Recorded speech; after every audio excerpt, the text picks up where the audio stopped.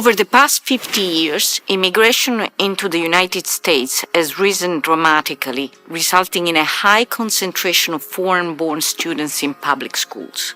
The rise of immigrant students in U.S. classrooms has generated serious debate and parental worry about the immediate and long-term effects of immigration on the quality of public education, the educational outcomes of U.S.-born students, and the perceived cost that immigrants may impose on public schools. Some of these perceived challenges are due to immigrants' diverse cultural backgrounds, their limited knowledge of the U.S. educational system, their lower than average household income, and the fact that many speak English as a second language. Taken together, this perception have led many to believe that the challenges immigrants face in assimilation may require additional school resources, which could be taken away from US-born students, hampering their success in the classroom. Our comprehensive 10-year study of Florida K-12 public schools offer valuable insight into this important question. We study how the presence of immigrant students affect US-born students and find that exposure to immigrant students on average has positive effect on the academic achievement of US-born students. Moving from a classroom with very few immigrants to one with a substantial immigrant presence actually increases math scores and reading scores of US-born students in a sizable way. Most notably, this positive effect is twice as large for disadvantaged US-born students, including Black students and those from low. The role of immigrant family cultural orientation for academic achievement. Students from cultures that emphasize self-control and delayed gratification, such as Asian and Asian American, tend to outperform non-immigrant students with similar socioeconomic backgrounds. Our analysis shows results consistent with the hypothesis that exposure to students with these traits positively impact US-born students' own attitude towards schools. We also studied the impact of disciplinary behavior in the classroom. Especially in low-income schools, immigrant students are less disruptive than their US-born peers. Less disruptive behavior makes the classroom environment more conducive to learning for all students. Especially in the classroom where US-born students are disadvantaged, immigrant students often outperform their peers and appear to serve as positive role models. In schools with more affluent US-born students, instead, the immigrants are generally poorer than their US-born classmates. Even in these circumstances, when immigrant students have lower average academic performance than affluent US-born students, their presence doesn't negatively affect these higher performing students. This suggests that cultural attributes and attitudes of immigrant students enhance the learning environment for all students, but especially those from disadvantaged backgrounds. Rather than placing a burden on the educational system, immigrants' diversity appears to enhance it. Immigrant innovation is economically vital to the United States. 50% of US startups valued at $1 billion or more have at least one immigrant founder, and immigrant-owned firms generate more patents per worker. Immigrant-founded firms further employ many US workers and contribute greatly to the US economy. A diverse educational environment helps all students, immigrant and non-immigrant alike, to thrive and to develop foundational skills that will allow them to be productive workers that contribute to US economic growth. Embracing diversity in the classroom means embracing a prosperous future for all Americans.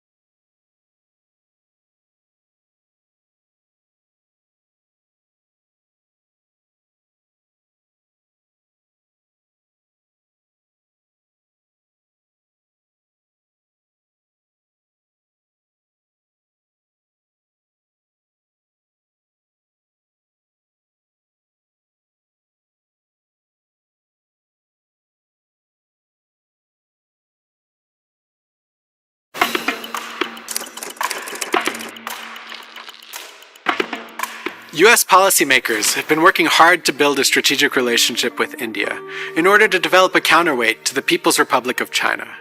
India would seem like a natural partner in this endeavor. In recent years, China has repeatedly violated India's borders and has stymied Indian-led initiatives at various international forums.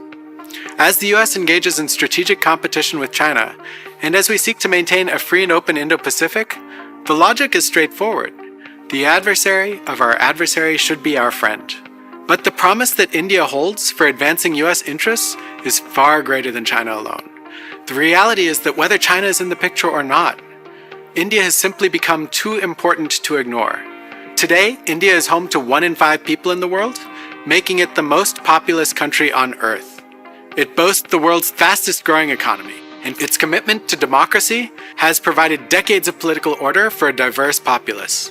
And while China increasingly demands US attention, India, like the US, also seeks stable and reliable partners in Central Asia and the Middle East. The people-to-people linkages between the US and India are also critical. Nearly 1 in 2 Americans will be treated by a medical doctor of Indian origin. Almost every major American tech company relies on Indian immigrants. People of Indian origin are about 1.5% of the US population, but are estimated to provide between 6 to 8% of the US tax base. The future of American innovation, the key driver of our economy, will depend on our immigration policies with India. And yet the two countries need to work together to stem the flow of undocumented Indian immigration and human trafficking. In 2023, more than 100,000 Indians were caught at the southern border, making India the 3rd largest source country after Mexico and China for undocumented border crossings. The relationship between these two countries is far from a true strategic partnership. This is because for decades following India's independence in 1947, leaders in both countries viewed their counterparts skeptically, creating an atmosphere of mistrust that pervaded through both countries' foreign policy establishments. Under the leadership of President George W. Bush and Prime Minister Manmohan Singh, and with the guidance of Hoover Fellows like Condoleezza Rice, Philip Zelikow, and David Mulford, the US and India concluded a historic civil nuclear agreement that proved such hesitations could be overcome. But the US-India relationship is not yet on firm footing. In recent years, the United States' efforts to prioritize its relationship with India have been undercut by basic blunders. US leaders continue to take inconsistent positions on India's commitment to democracy and human rights, publicly voicing concern for India's democratic record, only for other US leaders in the same administration to immediately walk back those comments. Such inconsistencies suggest a lack of mature understanding of India's politics and culture among the ranks of US scholarly and foreign policy experts. The US has not nurtured expertise on India to an adequate extent, with most major universities only recently creating India programs or offering any India courses. Only a handful of student, industry, or military exchange programs exist between the two countries, and because of this lack of understanding, both sides still fear that the other will reverse on important issues such as economic integration, defense cooperation, and in their approaches to the People's Republic of China. Therefore, it's critical for American policymakers and leaders to develop a deeper understanding of India's political, economic, and social landscape. Here at the Hoover Institution's Huntington Program on Strengthening US-India Relations, our scholars are rigorously engaged in analyzing India's foreign policy, domestic political economy, and encouraging reforms that bring about prosperity and promote freedom. We also seek to advance the US-India relationship by proposing and fostering collaborative projects between the two countries in areas such as defense, energy, and innovation. Not to be forgotten, our scholars examine the issues facing the growing diaspora as well. The relationship between the United States and India will likely shape the trajectory of freedom and prosperity in the 21st century. Our two countries share common democratic roots, are committed to free markets, and seek to advance humanity through innovation and technological development, from advances in education and healthcare to energy independence. These shared traits cannot be taken for granted. In an age where the virtue of freedom is constantly called into question, the US and India need to forge a strong partnership based on not just a common rival, but on mutual trust and understanding.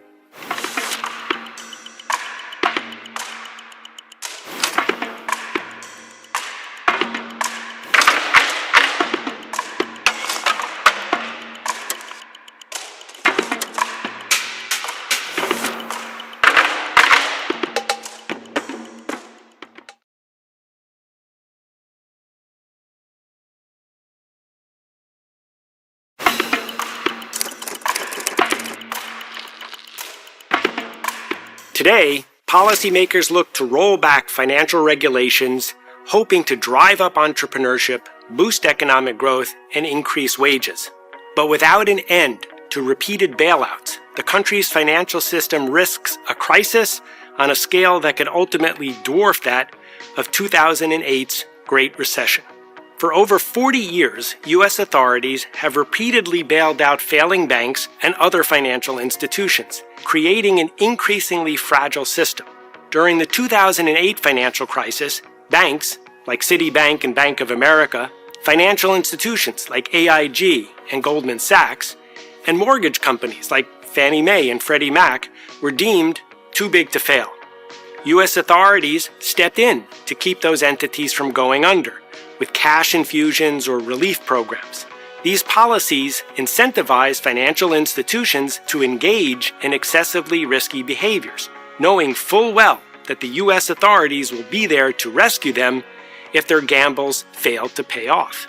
High-risk, high-reward strategies can lead to large payouts for the banks when those investments succeed. When they don't, banks can sidestep the consequences. The government keeps them afloat and shifts the losses to the taxpayers. Heads, the banks win. Tails, you lose. When financial institutions do not expect government bailouts, investors and decision makers reap the rewards from successful investments, but also shoulder the consequences when investments fail. In a healthy financial system, decision makers have skin in the game. It is the possibility of failure that constrains excessive risk-taking and encourages more prudent decision-making. The Dodd-Frank Act of 2010 was meant to prevent future crises like that of 2008. However, the 2,300-page piece of legislation is burdensome and complicated for banks to follow. Those costly regulations have induced bank lending to small businesses to fall and caused the disappearance of numerous small banks. Worst of all, it cemented and codified the Federal Reserve as financially responsible to institutions deemed systemically important and therefore too big to fail, exemplified most recently when Silicon Valley Bank collapsed in March 2023 and federal regulators even protected large, sophisticated, uninsured depositors. This ongoing bailout pattern has created a deeply entrenched bailout culture in the United States. Deregulation may solve some of the problems created by the Dodd-Frank Act by eliminating some of the costly regulatory apparatus which creates barriers to entry, impedes efficient allocation of credit, and slows economic growth. But rolling back regulatory constraints on excessive risk-taking without eliminating the expectation of bailouts that incentivize it only exacerbates the problem. What can be done? Credibility is key. Regulators and policymakers cannot merely promise to end bailouts because they have repeatedly shown they will bail out banks. If investors don't think they have skin in the game, they will continue adopting high-risk investment strategies. One option is to require banks to fund themselves more with equity and less by borrowing from depositors and others, forcing shareholders to absorb greater losses before taxpayer money is even an option. Another option is to force banks to borrow from larger investors who the government could credibly commit to not bail out. Such investors would have the incentive and ability to constrain excessive risk-taking. Finally, clawback provisions, which compel executives to surrender past earnings should their institutions fail, create a powerful incentive for prudence by forcing decision makers to have more skin in the game. Reducing the regulatory burdens of Dodd-Frank can foster growth if implemented correctly, but the sequence in reform is critical. It's easy to slash regulations. It's difficult to implement policy reforms to fix the perverse incentive system. It is essential to end the bailout culture first.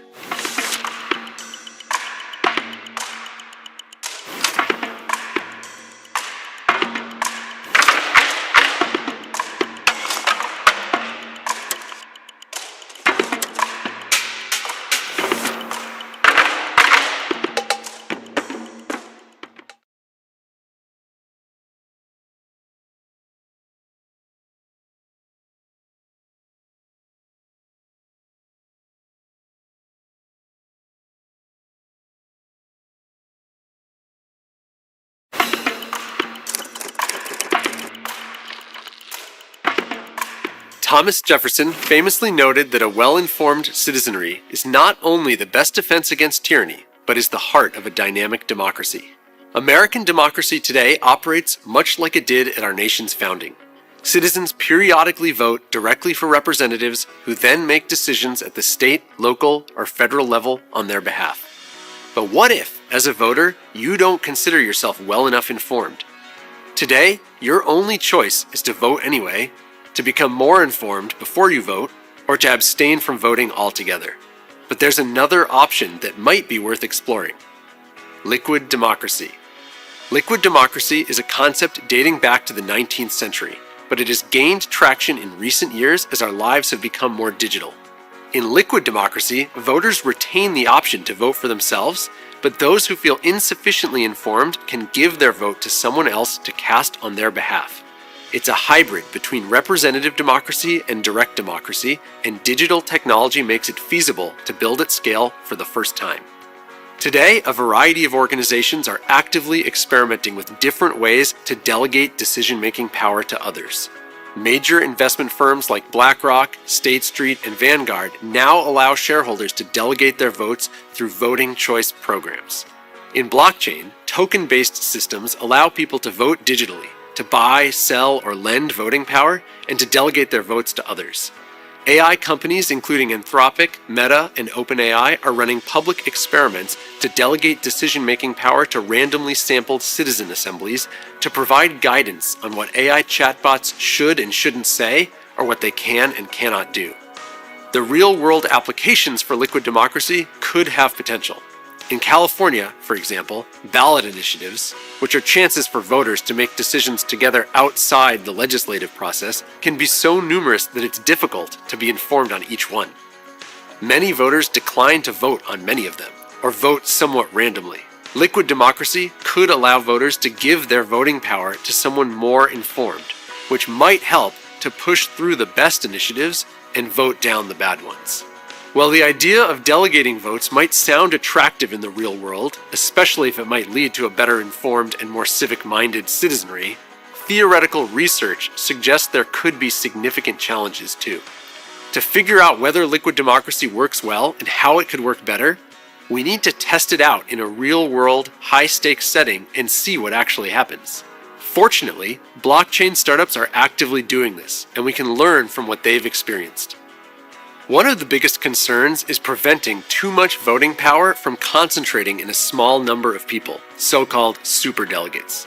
Even if voters can reclaim their individual vote back, it risks concentrating too much unaccountable power in the hands of the few. Finding the right delegate can be its own challenge as well. Making informed decisions about who should be the next U.S. president, U.S. senator, state senator, governor, sheriff, county clerk, or town mayor is without a doubt a lot to ask. But finding someone informed to whom you can delegate your vote may be equally as hard, which might explain one of liquid democracy's other significant challenges. Our study is the first research project in political science to leverage these natural experiments in liquid democracy that are going on today in blockchain. Collecting comprehensive data on liquid democracy and voting that covers over 250,000 voters and more than 1,700 proposals across 18 of the largest Ethereum-based DAOs, we find both challenge and promise to liquid democracy. First, in blockchain-based organizations that use liquid democracy, only 17% of voting power gets delegated, similar to turnout in many local elections. And those with delegated power often fail to vote, with delegate participation rates around 33%. This points to a potential problem. Even when given more flexible voting options, many people still choose not to participate. Low overall rates of participation contribute to a second challenge. Voting power ends up concentrated in a relatively small number of superdelegates, threatening to undo the decentralization of these projects if voters do not monitor their delegates closely. But there are also signs of promise. We find that delegation is bottoms up more than top down. Smaller token holders are more likely to delegate their votes than larger token holders, which is consistent with the hope that liquid democracy can induce people who have weak incentives to pay attention and participate to still have their votes counted. Delegates with a better track record of participating attract more votes, suggesting that token holders are not delegating their votes entirely at random. Moreover, there's evidence that thoughtful design can help address these challenges. Delegation programs that create convenient online user interfaces and offer information on potential delegates, including their voting positions and their track records, show substantial increases in participation, increasing overall rates of delegation by roughly 25%. The world is undergoing tremendous technological change, and it would be strange to think we cannot harness these changes to improve the way we govern ourselves. But the challenge is figuring out which ideas are genuine improvements and which are ill-advised. Although the future of liquid democracy and its applicability into real-world civic engagement remains uncertain for the time being, what is clear is that liquid democracy and the idea of delegated voting may become increasingly significant in the digital age. Whether it's financial institutions, online platforms, or perhaps online governance, liquid democracy offers both promising possibilities and cautionary lessons about the challenges of translating democratic ideals into practical reality.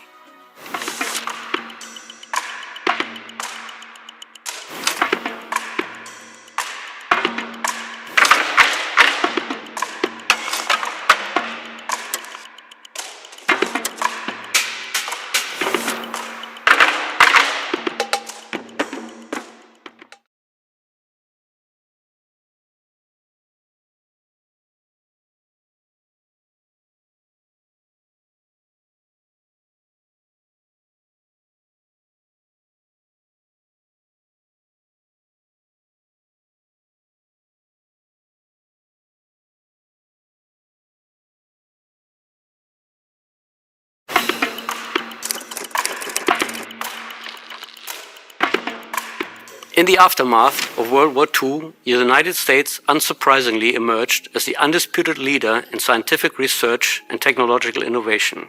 After all, most scientific and technological advancements typically occur in open and diverse environments, in a free and prosperous society capable of attracting and retaining the best talent. The confluence of conditions resulted in some of the most groundbreaking scientific discoveries, technological innovations, and propelled the United States economically through the second half of the 20th century.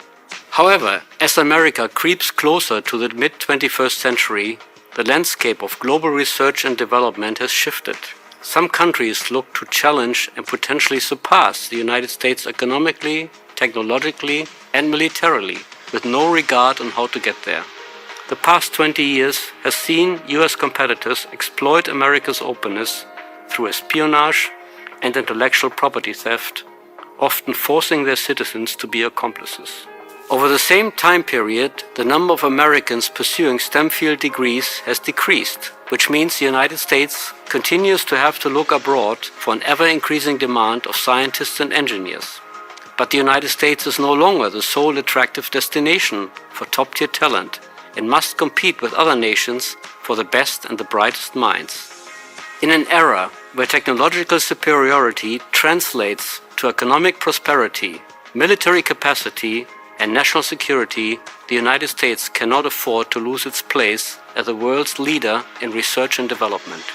The US must take strategic actions to sustain a vibrant and robust R&D ecosystem lasting generations. And it must do so in a balanced way, safeguarding our secrets while staying true to our values as an open society. First and foremost, the United States must remain committed to the open and collaborative nature and values of scientific inquiry and research, rather than resort to protectionism. Values like trust, transparency, and academic freedom are the foundation of fast advancement and innovation. Federally funded research programs at universities and national laboratories have done well by reinforcing the tenets of President Reagan's 1985 National Security Decision Directive 189, which ensures full access to information, free collaboration, access to user facilities, and exchange of personnel. Continuing to do so will encourage our allies and like-minded partners to collaborate and innovate with the United States for mutual benefit, rather than being slowed by unilateral protection mechanisms. Legally binding agreements to establish global norms and standards for international collaboration in the spirit of NSDD 189, can again unleash the power of open collaborations. Frameworks modeled after initiatives like the Budapest Open Access Initiative would allow vetted nations fast-tracked access to the research of participating member nations, fostering a secure yet open environment for innovation. Only non-member nations would be subject to more stringent review processes and have limited access to data, personnel and facilities, encouraging nations to open themselves up to the vetting process and become participant nations. An international pre-check system for scientific collaboration, similar to an airport pre-check lane. Amongst participating nations would enjoy streamlined approval processes for joint research projects, shared data and talent exchanges, further incentivizing countries to adopt the principles, values and norms of open research. It would also relieve US research institutions from administrative burden to check and to vet and redirect valuable resources towards R&D again. While committed to principles of open research, the US should continue to develop robust measures to safeguard pre-publication results, prevent unauthorized use of research, and uphold ethical standards in scientific inquiry. America must also cultivate homegrown STEM talent while continuing to develop international researchers. Expanding the Fulbright US student program, a government-funded international exchange program, will increase opportunities and mutual understanding between the United States and other countries through educational and cultural exchange, as well as create clearer pathways for talented foreign researchers to build careers in America. A next-generation GI Bill type program can bring talent into the STEM field that never thought about going there. Federal investment in cutting-edge research infrastructure ensures that America's scientific facilities remain the best in the world, able to adapt to changing technological needs, whether in artificial intelligence, quantum computing, biotechnology, or other emerging scientific fields. In today's interconnected world, scientific leadership cannot be achieved in isolation. By implementing these measures, the United States can create a dynamic ecosystem that safeguards its innovative edge and foster groundbreaking discoveries with the potential to benefit all mankind.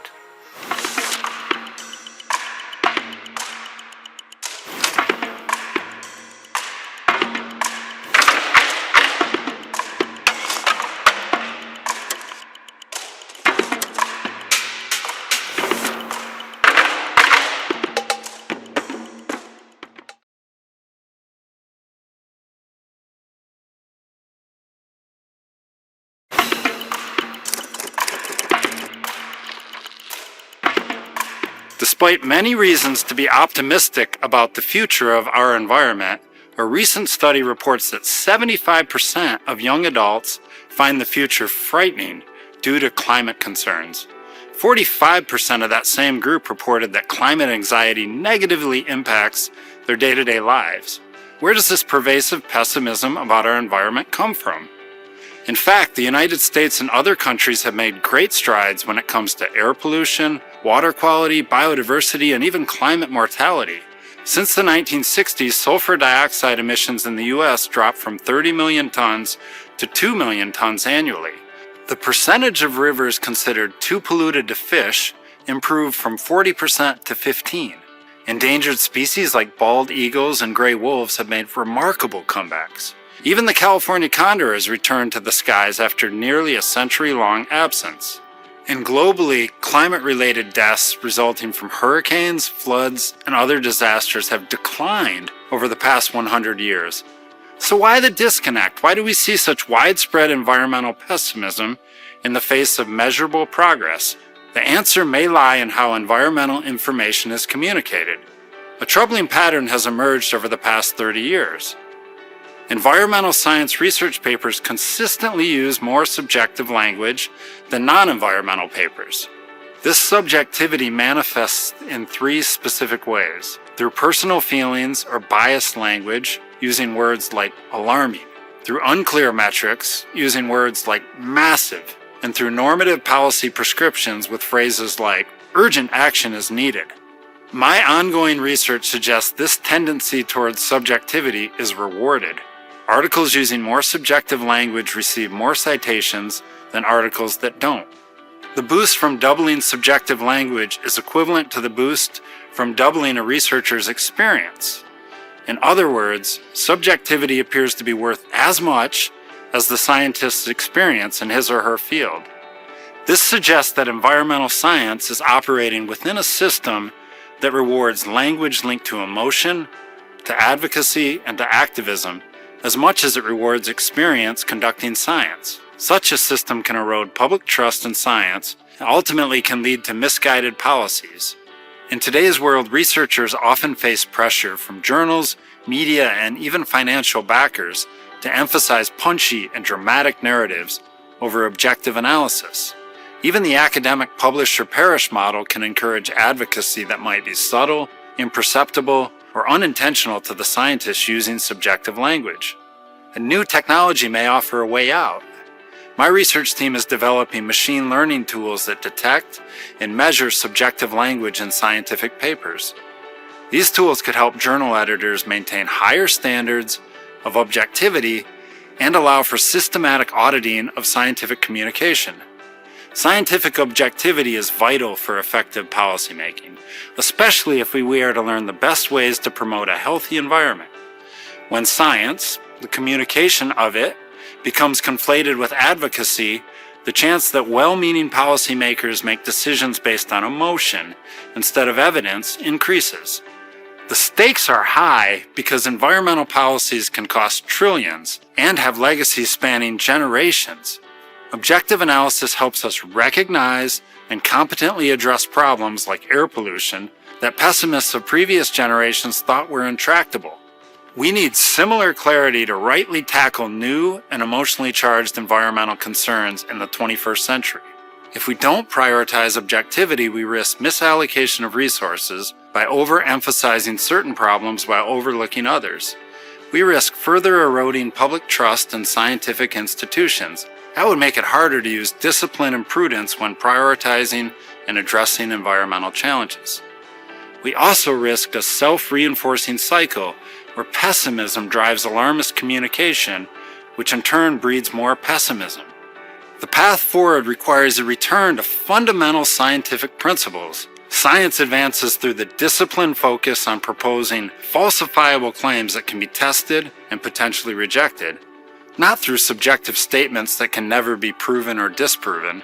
The good news is that large language models can be used to identify and promote objectivity in scientific communication. This tool could help ensure environmental policy is guided by evidence rather than emotion, leading to better outcomes and a more optimistic outlook for our planet.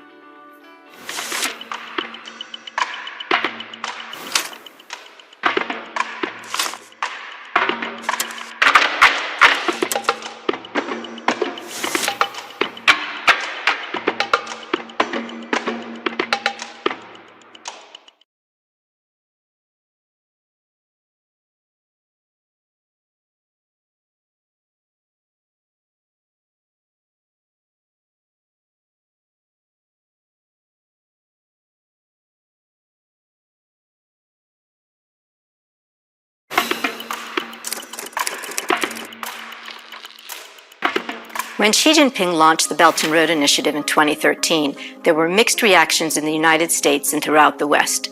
Some viewed it as a straightforward global infrastructure program. Others saw it as little more than grandiose propaganda. Within a few years, however, many became concerned that it was part of a larger effort to expand Chinese geopolitical influence through a Sino-centric global trade network, and by loading emerging economies with burdensome debt.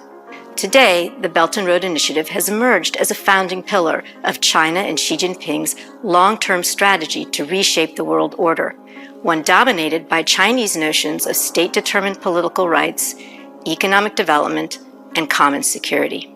Through China's Belt and Road Initiative, Global Development Initiative, Global Security Initiative, and Global Civilization Initiative, Beijing hopes to diminish Western values in international bodies, dissolve the United States' network of alliances, knock the US dollar off its pedestal, and eliminate Washington's technological edge. In a 2023 speech, Xi himself proclaimed that China was already leading the way to reform the international system with the help of these four initiatives.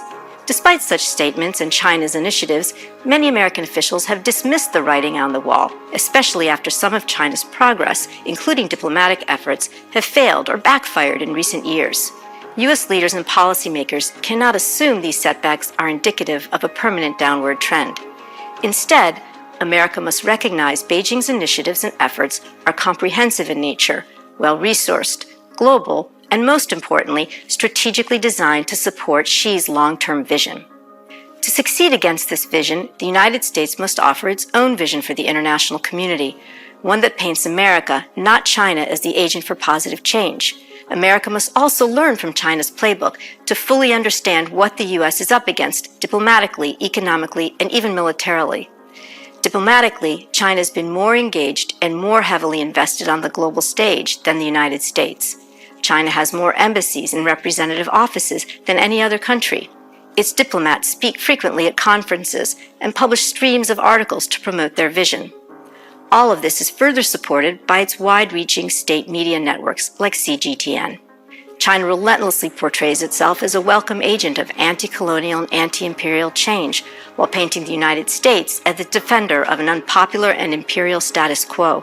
In one recent academic study, even though international audiences initially preferred American values and principles, exposure to effective Chinese messaging shifted their views.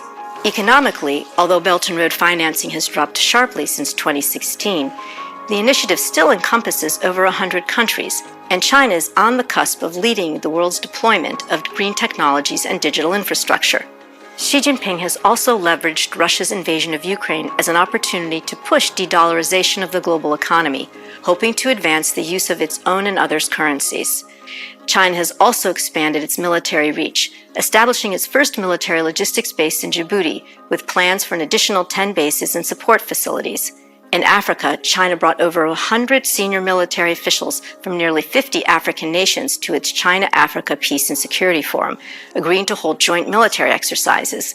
And China's foreign ministry reports over 100 countries, regional organizations, and international organizations support China's global security initiative. All of this threatens to undermine, or at least challenge, the military alliances developed by the United States and its security partners.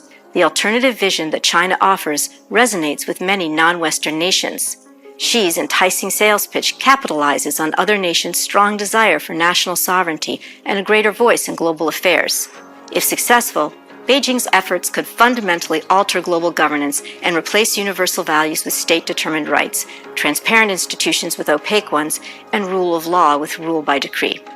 Success for the United States means that Washington cannot simply play defense and support the status quo. It must articulate its own unique and positive vision for change, one that preserves what's worth keeping, core democratic values, open markets, and free enterprise, yet still reforms and transforms in meaningful ways. New relationships must be built. Emerging and middle-income economies deserve a seat at the table and a voice in decision-making. Existing partnerships must be strengthened. Bolstering diplomatic ties, deepening economic partnerships, and recommitting to security frameworks will be crucial to dampen China's appeal. Last but not least, the United States must demonstrably prove through its own actions that open, free, and democratic societies provide the best pathway to a better and more prosperous future than any alternative.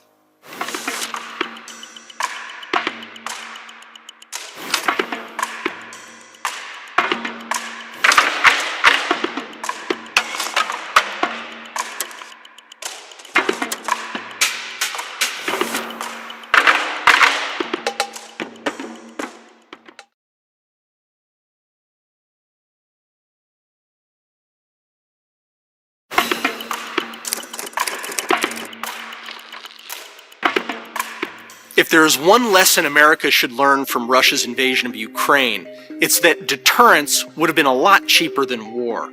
Deterrence served the United States well during most of the Cold War, but in recent years, the United States and other democracies seem to have gotten worse at it. Deterrence is an act of psychology, to persuade your adversary to desist or delay their plans for war by demonstrating that you and your allies have the capabilities and the resolve to effectively resist their use of force.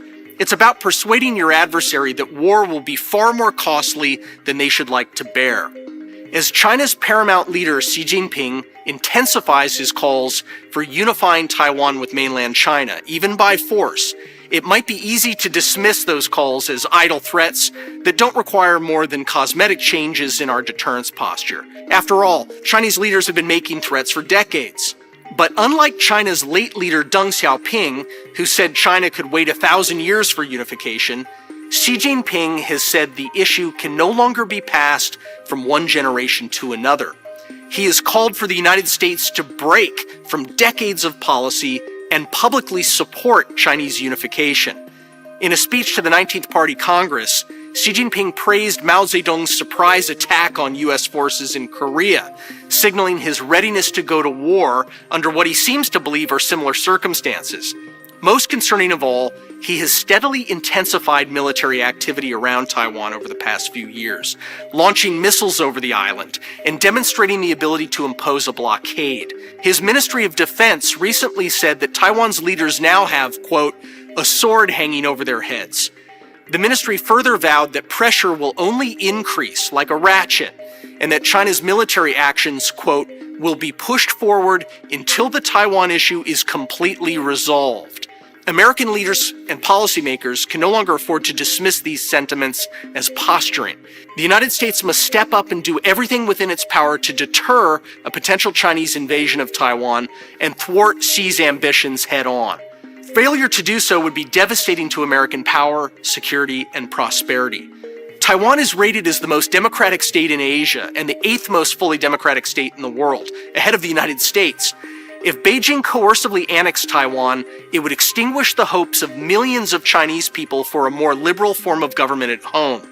It would also undermine faith in U.S. credibility as an ally, leading many people in Japan, Korea, Southeast Asia, and Australia to argue it would be better, as Hoover Senior Fellow Larry Diamond put it, to surf the wave of China's rising hegemony rather than to be drowned by it. Finally, it would undermine U.S. technological and economic dominance. Taiwan is the world's leading producer of the most advanced silicon chips that power smartphones, medical devices, defense weapons systems, and artificial intelligence. Were China to gain control of Taiwan's chip factories intact or even damaged, Beijing could either gain near monopolistic power over this crucial technology or cause supply chain disruptions that would compromise America's military and technological edge.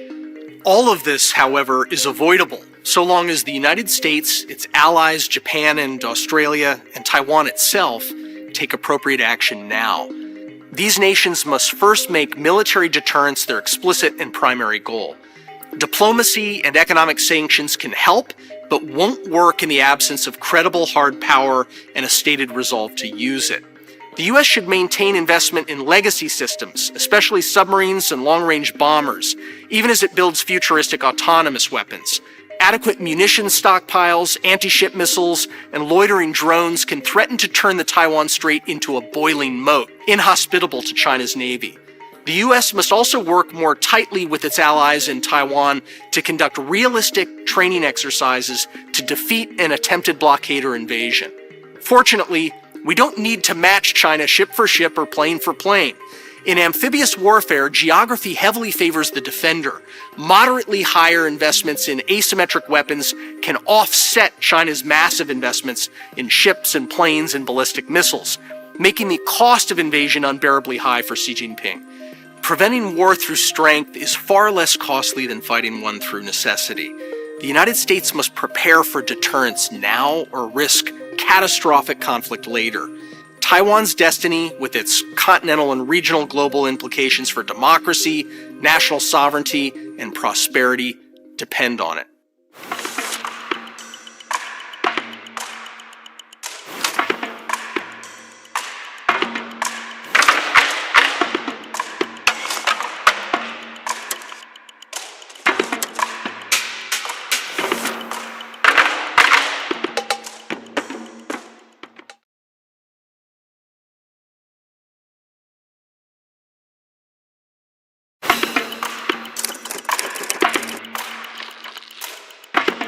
In 1823, during his annual address to Congress, President James Monroe warned European powers not to meddle in the affairs of the Western Hemisphere. Simultaneously, President Monroe emphasized that the United States should avoid European entanglements and prioritize its own hemisphere. What became known as the Monroe Doctrine, the cornerstone of American foreign policy for much of the 19th and 20th century, is neither a call to isolationism nor a call for imperialism. The Monroe Doctrine serves instead as a reminder that, to paraphrase Secretary of State George Shultz, American foreign policy begins in our own backyard, our own neighborhood. Today, though, this strategic outlook has been ignored, forgotten, and even worse, abandoned.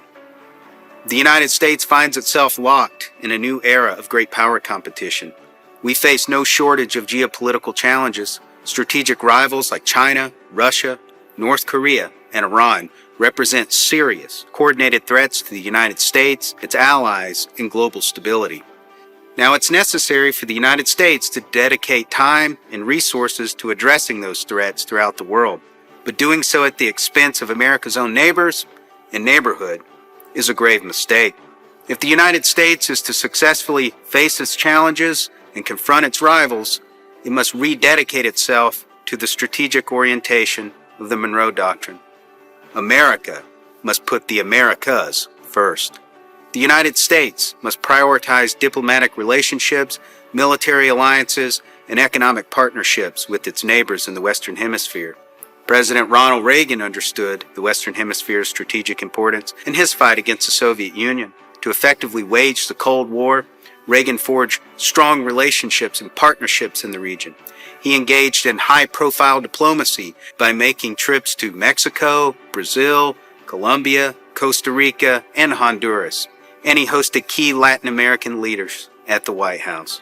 He developed economic initiatives like the Caribbean Basin Initiative, and he laid the groundwork for NAFTA. He encouraged transitions to civilian rule in Argentina, Brazil, Chile, and Uruguay, and he rolled back the spread of communism with calculated covert action. Such a comprehensive strategy, however, is missing in today's world of great power competition. While the United States has paid little attention to Latin America in recent years, China, Russia, Iran, and North Korea have made significant economic and political inroads. China has partnered with 22 countries in the Western Hemisphere, investing in infrastructure projects and increasing trade by nearly 3,000%. While economic cooperation has allowed the Chinese Communist Party to gain footholds across many Latin American countries, the Chinese Communist Party also exports advanced surveillance technology to authoritarian regimes in Venezuela and Cuba.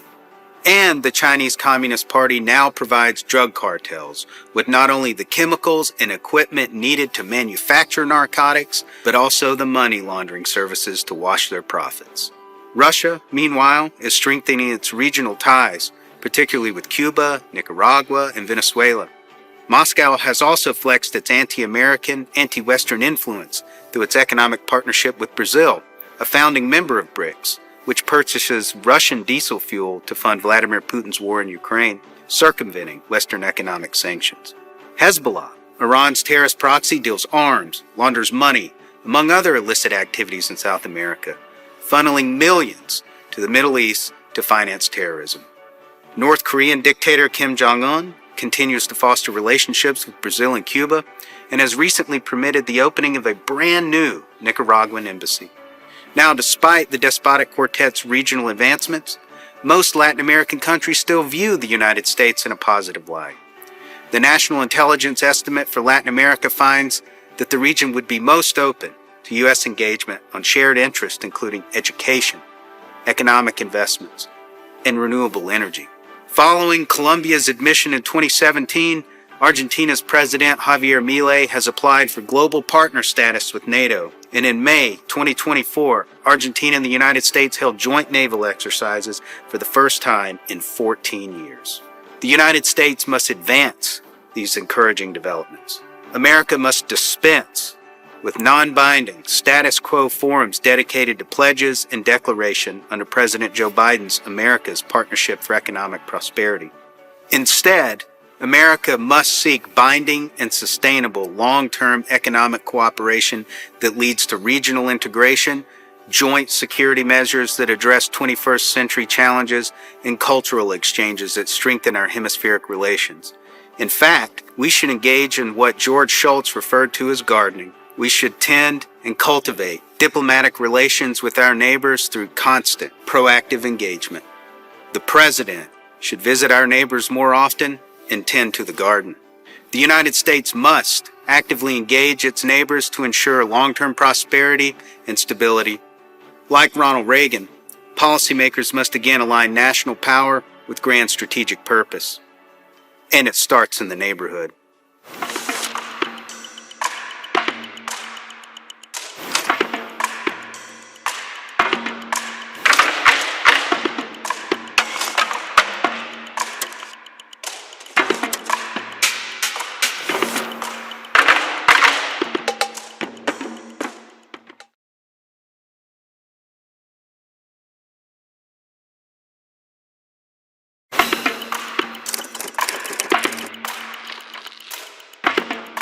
America's presidential history is a tale of generational shifts, with each cohort leaving its mark on the nation's trajectory.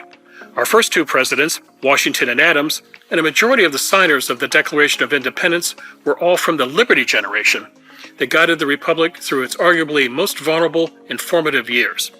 Fast forward to the Lost generation, born between 1883 and 1900. This generation steered America through World War II, the Great Depression, and the early years of the Cold War. They, in turn, passed the baton to the greatest generation, born between 1908 and 1924. JFK, LBJ, Nixon, Ford, Reagan, and Bush 41 navigating America through the end of the Cold War, presiding over significant civil rights advancements, and even putting a man on the moon. The greatest generation's 32-year reign from 1961 to 1993 seemed a fitting capstone to their contributions. However, as we near the end of the 2024 election, we face an unprecedented scenario.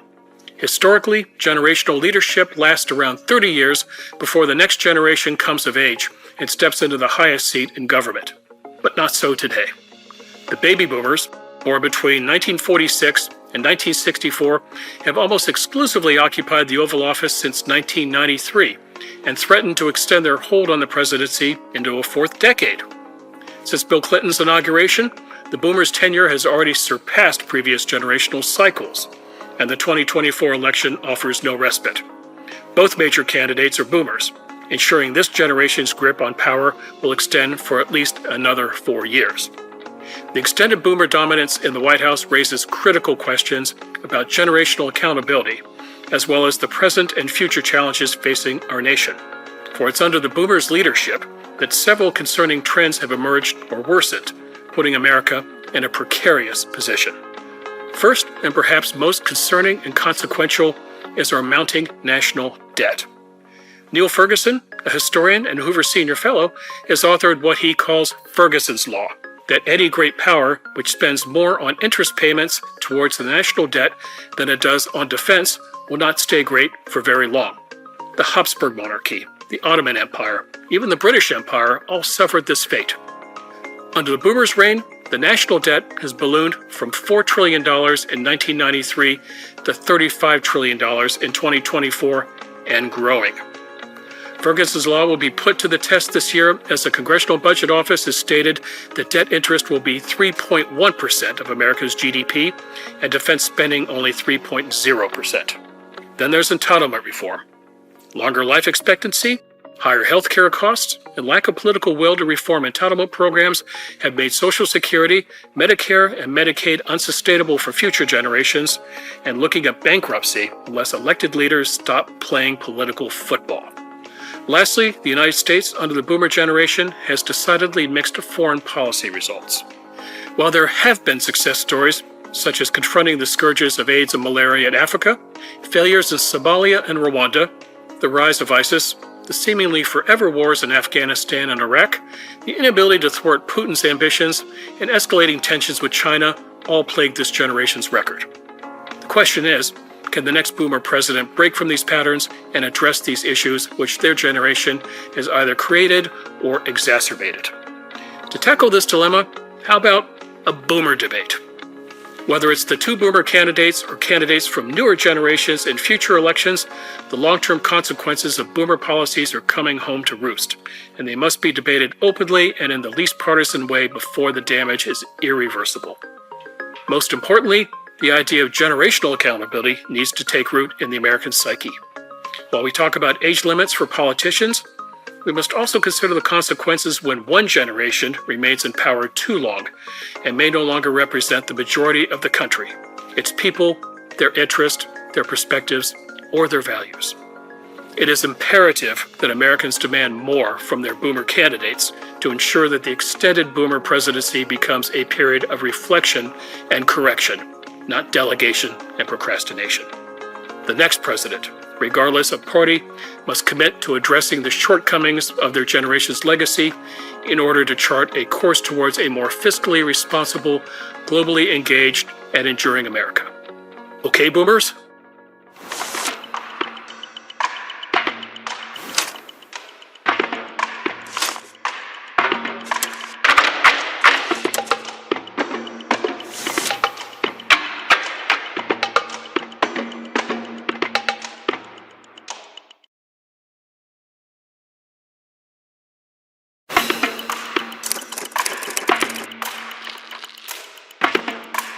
Are you scared of AI? Are you excited about AI? Or maybe a little bit of both? AI has the potential to make day-to-day life easier and more convenient than ever before. And it has the potential to take control of systems, to be weaponized in ways that could create catastrophic destruction. The terrorist attacks of September 11th, 2001 were a scale event, killing 3,000 people and costing $50 billion in their immediate wake. The catastrophic risks associated with AI, especially weaponized AI, could go far beyond the scale of 9/11. So, how can we prevent, or at least mitigate, the risks of a weaponized biological, chemical, or cybernetic AI? What can we do to prevent a loss of control over an AI system whose power and kinds of intelligence might exceed our own in some ways? And how do we do that while still encouraging the rapid development of artificial intelligence that could help our whole society? Well, the first step both policymakers and industry leaders must take is they need to agree on how to think about AI. Right now, on the one hand, we have the doomers who see only risks and nightmares. On the other hand, there are bloomers who only see through rose-colored glasses. It becomes another culture war. One side anxious about change, the other side exalting innovation. New and transformative technologies, like nuclear power, often need to find a middle ground between utopian and dystopian futures. Those with public responsibility have to recognize how little we currently know, how much we have yet to discover. They have to acknowledge that there's risk, but they have to find a way to pursue innovation. So the best path forward, then, is likely to go forward while managing risks. After all, if we don't fully understand AI's potential, it's next to impossible to have effective oversight. And there is a precedent that's already on the books without a big new law. We already have laws about product liability. But producers facing potentially huge liability risks will need safe harbors that can help them and show them the way to advance. And government can help with that if it will work with the innovators. Let me introduce another idea to you. We do need to explore the dangers, but with careful controls. We explore the dangers to learn how to counter them. The best counter to bad AI will probably be good AI. We also must explore ways to use AI as a counter to any nation, like Iran, Russia, or North Korea, or any individual for that matter, looking to weaponize artificial intelligence against us. Just as dangerous pathogens are studied in secure biolabs, and conventional weapons tested safely on proving grounds, advanced defense work can allow engineers and scientists to assess the greatest dangers posed by the worst people. But that means we have to be able to conduct the most dangerous AI research safely to know how to counter it. As we study and learn more, Independent AI safety institutes and organizations can help serve as trusted intermediaries. These safety institutes stand between both government and the private sector with insight into both, working with the companies but informing government. They can potentially foster innovation, help proliferate the technology, and inform government so it doesn't have to stifle innovation with overregulation in pursuit of control. To move forward wisely, the United States must forge and maintain strong relationships with the private sector, where the dynamism is going on. And it also has to build lasting public-private partnerships so that the United States and its friends can remain ahead of our competitors. Doing so will protect ourselves against the risk AI poses, but it also allows AI to flourish in the ways that can improve our society, increase our prosperity and our economic mobility, and give us the brightest future we can have.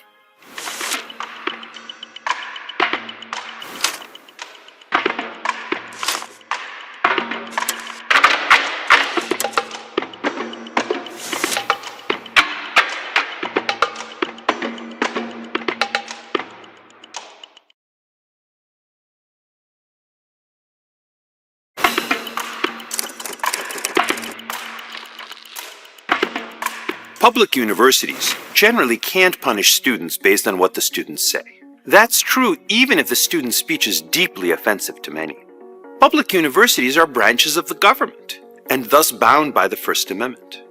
The Supreme Court has repeatedly held that public universities can only restrict speech based on its content in a handful of narrow, traditionally recognized exceptions. Classic examples of such unprotected speech are true threats of illegal conduct, intentional incitement to imminent and likely lawless action, and face-to-face targeted personal insults that are likely to start a fight. There is no exception for supposed hate speech, or even for advocacy of genocide. Students are free to call for the destruction of Israel, or for an even more forceful response by Israel in Gaza. If Iran detonates a nuclear bomb in Israel, students will be free to call for Israel to do the same to Iran, even if that means killing a vast number of Iranians. Likewise, in a future China-Taiwan conflict or some other foreign war. War and the mass killing it brings are regrettable facts of international affairs, and all Americans, students or not, have the equal right to defend and criticize acts of war. Private universities aren't bound by the First Amendment as such, because the First Amendment only applies to government actors. But many private universities have voluntarily adopted policies committing themselves to follow First Amendment principles. The private Yale University might not want to be seen as providing less protection than the public University of Connecticut. Indeed, California even has a state statute extending First Amendment protections to private university students. So, in practice, most private universities respect student free speech rights in much the same way as public institutions. The temptation to censor speech we hate is strong and understandable, but it's also dangerous. If we support censoring speech that offends us, eventually the views we support will be censored too. The best way of dealing with evil ideas is to argue against them, not to suppress them. Such counter-speech isn't a perfect solution, but it's better than the alternatives. To be sure, many universities have given in to the temptation to restrict speech in recent years, suppressing speech that some claim was racist or anti-gay or anti-trans or what have you. And part of human nature is what I call censorship envy. Once speech that offends one group is blocked, other groups will seek similar restrictions on speech that offends them. After all, who wants to be the chump who goes along with free speech principles when others are getting away with suppressing speech that they dislike? The solution to this sort of inconsistency, though, is to return to equal freedom of speech, not to level down towards equal suppression. But even public universities can impose content-neutral restrictions on the time, place, and manner of speech. They can, for instance, ban demonstrations that are unduly loud, or that block entrances to buildings. They can ban destroying campus property, physically assaulting invited speakers or fellow students, or occupying offices. Likewise, universities can forbid students from camping out in public spaces. Public spaces are supposed to be open to all students, not to some small group that chooses to take them over for its own purposes. But all such rules must be evenly applied based on what is being done, not what is being said. The same rules should apply whether it's a conservative group, a liberal group, or anyone else. Indeed, if a public university applies such rules in a content-based way, that itself would violate the First Amendment. Any restrictions that we support will soon be used by officials with whom we sharply disagree. Content-neutral restrictions that apply equally to everyone may make sense, whoever is applying them. But the power to suppress student speech based on its message is a dangerous power, one we shouldn't give to university officials any more than to other officials.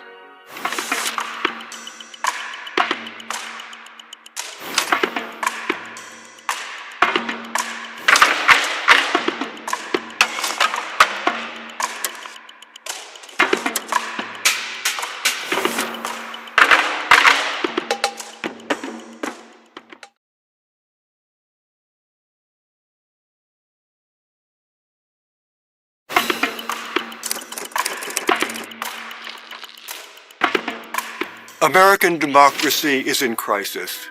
Political polarization and institutional distrust threaten the fabric of our republic. Some claim the United States is in an inevitable decline. But are we? Is it inevitable? Our constitutional republic has survived crises, civil war, societal unrest, and economic turmoil for nearly 3 centuries, while other states have been short-lived and collapsed into tyranny. Understanding the conditions from which democracy is born and thrives can determine whether our current crisis will lead to a decline and inform what corrections must be made to ensure American democracy continues to flourish. Global peace, prosperity, and liberty depend on it. Asked in 1787, at the end of the Constitutional Convention, what kind of government the United States will have, Benjamin Franklin famously replied, "A republic, if you can keep it." These words were laden with responsibility. Experiments in self-governance, like those of ancient Rome and Athens, were rare and asked much of citizens. Benjamin Franklin understood that and recognized our republic demands constant effort to keep it alive and to preserve our liberty and rights. Democracy demands much from us as citizens, because unlike autocracies, there's no boss but ourselves. Citizens govern with one another, not over one another.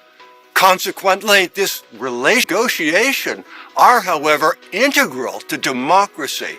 Yet only when certain necessary conditions pertain can civic bargaining take place, from which democracy can emerge. First, no boss. Citizens must accept the responsibility of governing themselves directly or through accountable representatives. States must ensure lawful and peaceful conditions, and the people must have ample opportunity to secure basic means of living. Collective self-governance by a citizenry must clearly define who is a citizen and who is not. Citizenship brings with it rights, but also duties. Being too inclusive can dilute the value of being a citizen. Being too exclusive can create resentment. The institutions of decision-making and conflict resolution must be well designed so they can be run by and accountable to the members of the democracy. The survival of democracy depends on citizens' ability to engage in good faith compromise. The creation and preservation of a common good must take precedence over unilateral demands for perfection. To negotiate in good faith, citizens must be able to see one another not as political enemies, but as civic friends, engaged in a shared enterprise, interested in finding common ground. And lastly, perpetuation of these conditions relies on civic education. Cultural values, institutional knowledge, and political and societal history must be passed down to future generations to take ownership in self-governance. These conditions, while necessary for democracy to emerge, must be robustly sustained for it to flourish. When these conditions break down, democracies face decline. When they are abandoned, democracies fail. There is a growing sense, however, that many of these conditions are weakening, but that should serve as a call to action rather than resignation. The United States has endured through many external and internal crises, and our Constitution was deliberately constructed to self-correct by restoring these conditions. At the conclusion of the Constitutional Convention, not everyone signed on.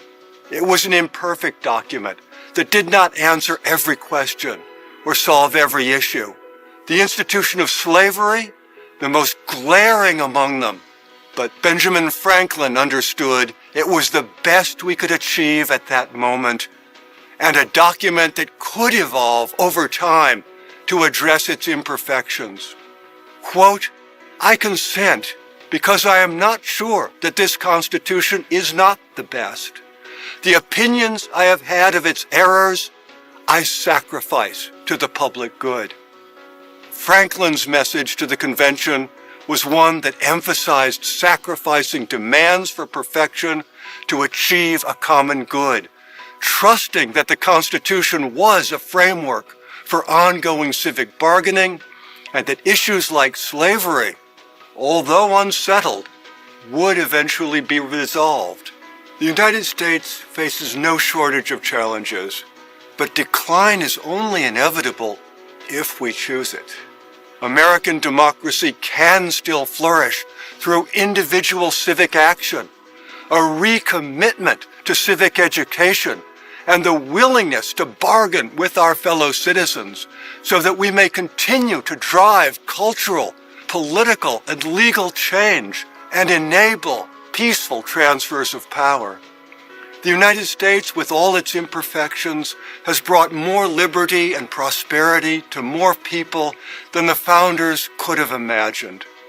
With courageous and thoughtful civic action from many individuals, with diverse interests, but a commitment to a common good, America will continue to thrive and shine as an example to the world.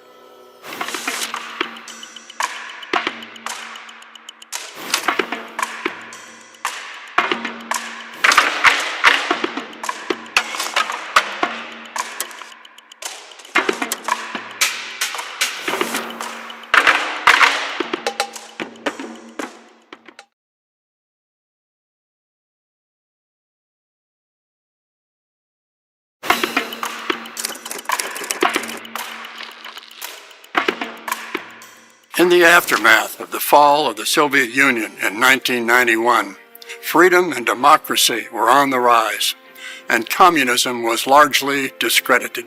But in recent years, communism and its utopian dreams have regained popularity, particularly among Western youth who have never seen or experienced the brutal reality of its regimes. What then can be done to restore the truth about communism? What can be done to educate the younger generation about the inherently tyrannical and ruinous nature of the communist ideology? An ideology responsible for the worldwide 100 million people, deaths, forced labor camps. Throughout its history, the Hoover Institution has endeavored to record the truth about this deadly ideology. In my new book, Documenting Communism, I tell the story of a project undertaken in the 1990s to save the history of Soviet communism. When the Soviet Union fell in 1991, the new Russian government opened the Soviet archives for the very first time. This created an opportunity to copy millions of previously secret files on Soviet communism and to illuminate its terrible consequences, including the unnecessary deaths of 20 million of its own people. As deputy director of the Hoover Institution at that time, I recognized this as a chance to realize a central mission of the Hoover Institution and its founder, Herbert Hoover. That mission has been to document dangerous ideologies like communism and its like-minded cousin, socialism, and in the process help promote peace, liberty, and prosperity for all. After connecting with Rudolf Pikoya, the newly appointed head of the Soviet archives, I proposed a collaborative project to copy and publish these newly opened archives. We sought to make them available to everyone without restriction and provide a better understanding of what really happened behind the Iron Curtain. During this 12-year project, we microfilmed over 10 million pages of previously unseen documents. For the first time, the complete history of the Soviet Union could finally be told. It could no longer be ignored, falsified, or effectively defended. It was all now a matter of record.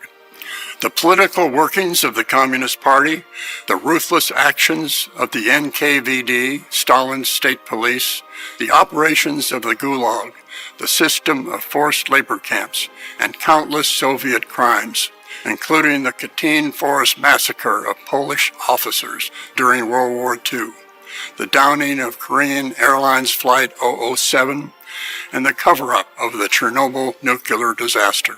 All these and much more have been brought out into the light. The project faced staunch pushback in Russia, and surprisingly at home among some in the United States. Still suspicious of the West and opposed to sharing their archives with foreigners, many Russians, especially in the media, accused Pikoya of exploiting his own history and selling out his country. Critics in the United States mistakenly saw the project as an attempt to monopolize access to the Soviet archives and to use financial incentives to secure them. Despite this opposition, we persevered and eventually prevailed. Strong support from the Hoover Institution and its donors enable us to make our project a reality. The numerous benefits of this project continue even today. Hundreds of scholars have come to the Hoover Archives to use the collection. They have published dozens of scholarly works based on them. Two examples stand out.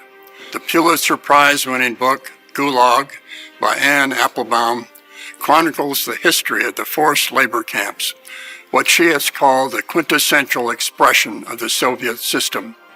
The other is Stephen Kotkin's definitive biography of Joseph Stalin, one of the world's most deadly tyrants.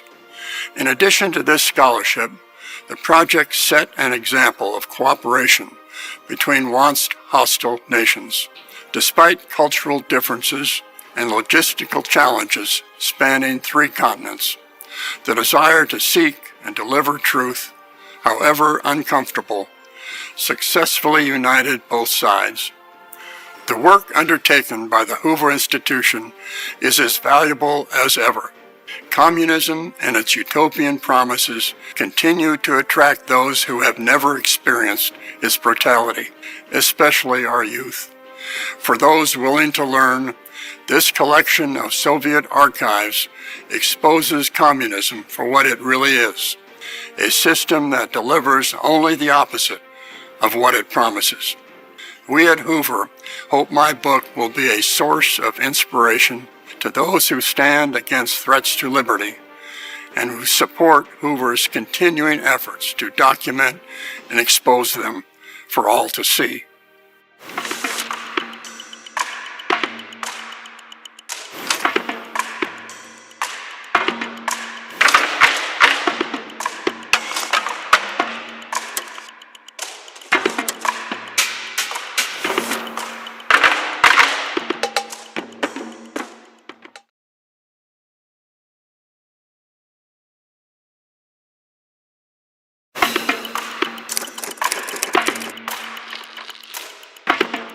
The modern school reform movement began 40 years ago with the release of the landmark report, A Nation at Risk.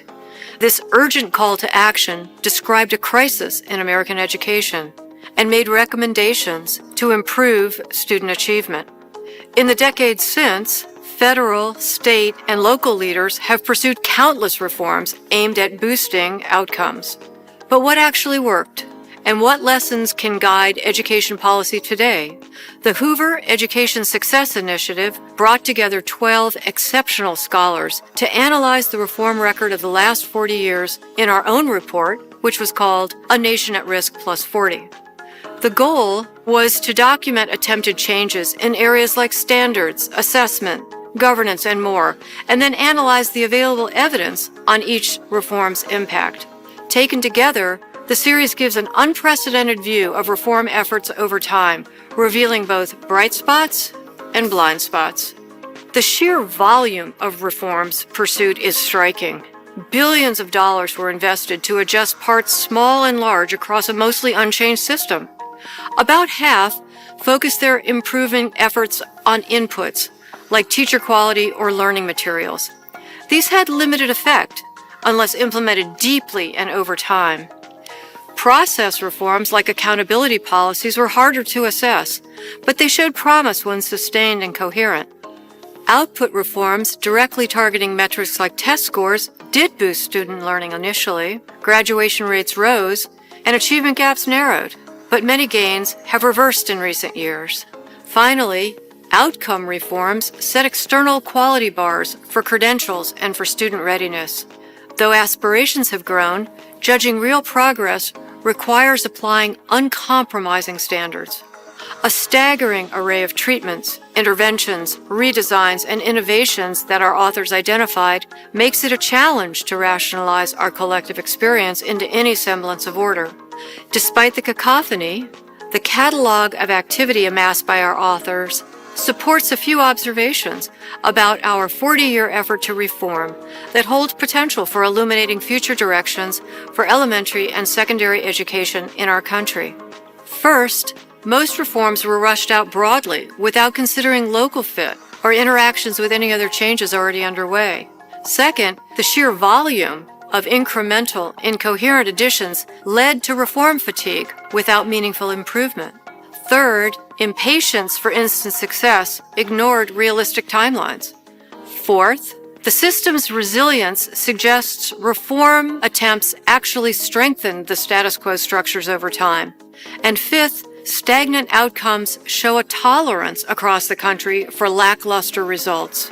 In effect, the report card on 40 years of education reform reads impulsive, incremental, incoherent, impatient, intransigent, and ineffective.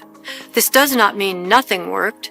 A few interventions, when implemented deeply, did improve student learning, but many more came and went, while the system's core remained untouched. Where does this leave policymakers seeking to help students emerge strong from our pandemic? Our research suggests a few guideposts.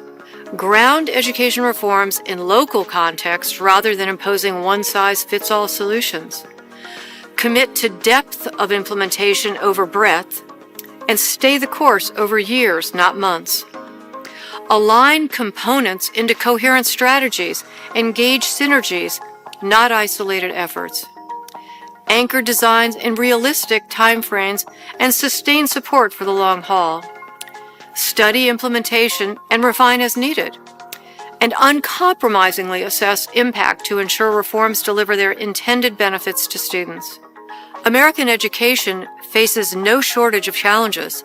The one thing we may have conclusively proven is that the system, as presently constituted, has been resilient to reforms at scale. What is clear is that we have a thin collection of reforms that have been shown to work and that can scale. Instead, we have an impressive record of what not to do. We can't assume that ideas that have been proven effective in one setting will be effective in every setting. We can't expect changes at the margin, no matter how well they are done, to be able to leverage an entire school model. Our children deserve schools that enable them to achieve their full potential. If we learn from experience and hold fast to what works, better outcomes surely wait within reach. The time for thoughtful, sustained, and evidence-based improvement is now.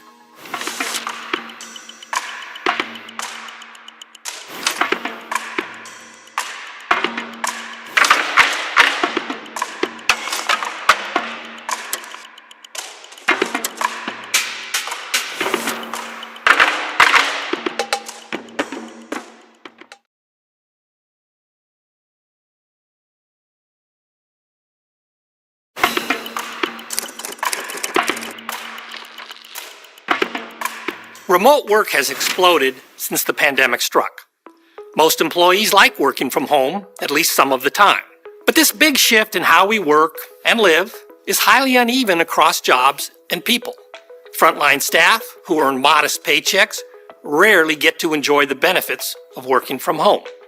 Instead, they commute every workday to engage customers and coworkers, operate machinery, and look after facilities.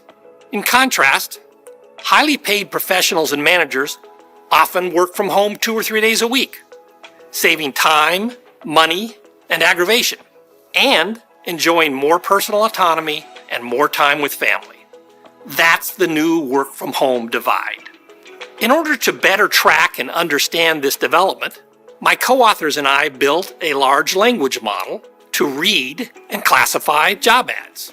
We started by sampling 10,000 online job ads. We had real people read each one and flag the ads that say the job lets the employee work from home 1 or more days per week. Next, we used the results to train a language model to replicate the human readings. As it turns out, our language model replicates human judgments 99% of the time. Finally, we applied our language model to classify the work from home status of hundreds of millions of job ads over the past decade, and millions more ads each month. That yields monthly statistics on work from home opportunities by occupation, industry, city, and more. Let's look at how remote work opportunities vary with pay. Our data show that jobs with low pay, around $30,000 per year, very rarely offer the option to work remotely. As we move up the pay scale, work from home opportunities become more common. About 10% of new jobs that pay $60,000 per year offer remote work options. It's 20% for new jobs that pay $100,000, and more than 30% for new jobs that pay at least $200,000 per year. Not only that, the link between higher pay and remote work opportunities is much stronger today than before the pandemic. There's also a clear connection to education. Jobs requiring only a high school diploma very rarely provide remote work options. But nearly 30% of jobs that require a postgraduate degree allow for hybrid or fully remote work arrangements. Work from home opportunities also rise with experience levels. Only 3% of job ads that require less than 1 year of experience offer remote work. That makes sense because entry-level workers typically need more training, oversight, and mentoring. In contrast, more than 1/4 of jobs requiring 7+ years of experience offer work from home options. The more seasoned you are, the more likely that you can be effective when working remotely. Finally, there's a clear remote work divide between part-time and full-time employees. Only 3% of ads for part-time jobs offer remote work options. In light of these big differences in work from home opportunities, what should managers do? For starters, they should openly acknowledge that a divide exists so that employees feel heard. To avoid perceptions of unfairness, it helps to align the working arrangements of managers with those of the employees that they supervise. It's also worth considering options like a 4-day work week for staff that must work on site. Survey data reveal that many employees prefer to work 10 hours a day at 4 days a week rather than 8 hours a day, 5 days a week. And managers should also consider one-time pay adjustments to compensate employees who miss out on the benefits of working from home. The data make it clear. The opportunity to work remotely differs greatly by type of job, pay level, education, and experience. This new divide will endure because remote work has proved practical and beneficial in many jobs and tasks. Since the remote work divide is here to stay, managers must grapple with the resulting tensions. If they don't, they may lose some of their best employees and experience a loss of morale and camaraderie among those who stay.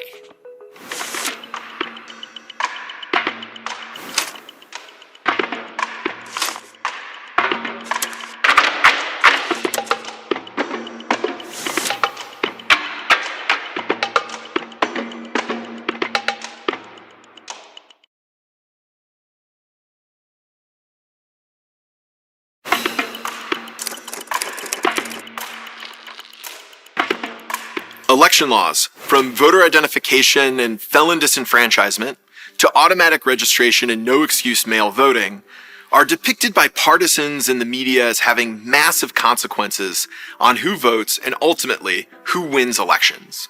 Many people express dismay about laws they disagree with, arguing the laws have dire consequences for American democracy. Some claim that laws allow voter fraud to swing elections in one way, while others claim that votes are suppressed to swing elections the other way. Listening to candidates, pundits, and partisans, it would be easy to conclude that election laws are ground zero for heated partisan battles, with the United States' status as a democracy at stake. But research I co-authored with my colleague Eitan Hirsch suggests that the heated rhetoric around election laws just doesn't match the evidence. In our study, we looked at the actual effects of policies like voter identification laws, election day registration, and early voting on election outcomes. We found these laws have negligible impacts on who wins elections. This may seem surprising given how fiercely the two parties fight over voting rules in legislative debates and court battles. Democrats often accuse Republican-backed policies like voter ID of suppressing turnout of Democratic voters. Republicans claim Democratic proposals like mail-in voting invite fraud that benefits the other side. Both parties imply the stakes are high whenever voting rules change. And yet, our research shows that partisan stakes are actually very low. That's because most voting laws only target a small fraction of voters, barely affect turnout rates, or tend to evenly target Democrats and Republicans. Take voter identification laws, which require voters to show approved photo identification at the polls. Critics charge these laws deter Democratic-leaning groups like minorities from voting. Yet studies have consistently found that voter identification laws tend to have no effect on overall turnout, and even a minuscule effect on turnout for individuals who lack identification. Because the laws have such a small effect on turnout, it just isn't possible that they could swing many votes to either party. And as a result, voter ID laws simply can't swing all but the very closest of elections. It's a similar story with other high-profile voting policies we analyzed. Expanding mail-in voting might raise turnout just slightly, but that increased turnout doesn't tend to benefit either party. Other laws have small effects that sometimes benefit Democrats and sometimes benefit Republicans. For example, we find that giving felons the right to vote benefits Democrats in some states and Republicans in others. We provide a mathematical framework to explain our results. Let me give you an example.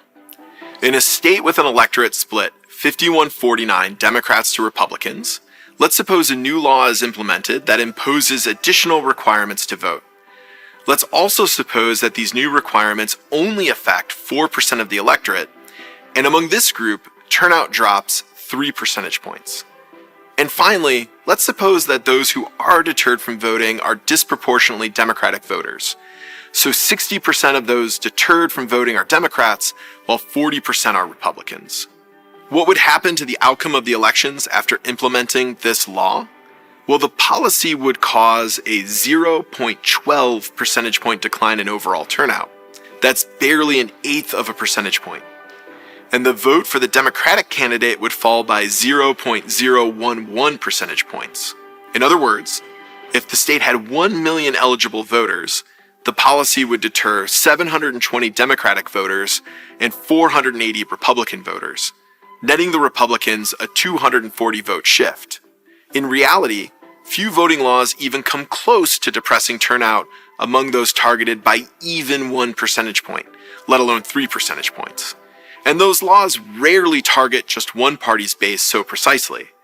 Factoring in these realities, our study shows most voting rules barely make a dent in actual election results. This explains why academic studies like ours consistently find negligible partisan impacts from reforms like mail voting, voter ID, and same-day registration. Now, some claim parties and campaigns counter-mobilize against voting restrictions, masking their true effect. But my co-author and I show counter-mobilization is far too limited in scope to explain the null results found across dozens of studies. The partisan stakes of most voting laws are far lower than the overheated political rhetoric suggests. This doesn't mean election rules are unimportant. but it does explain why the partisan outcomes rarely match the doomsday prophecies of political parties and pundits. So next time you hear politicians or talking heads on TV insisting otherwise, remember the empirical evidence.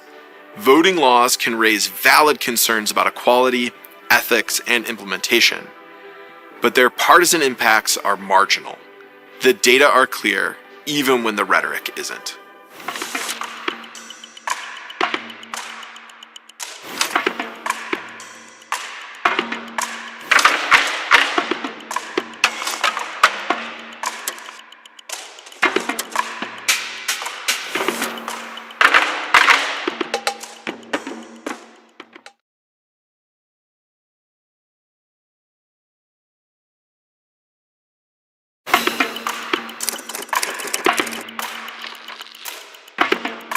In the United States, there are two major forms of retirement plans. First, defined contribution plans, and second, defined benefit plans.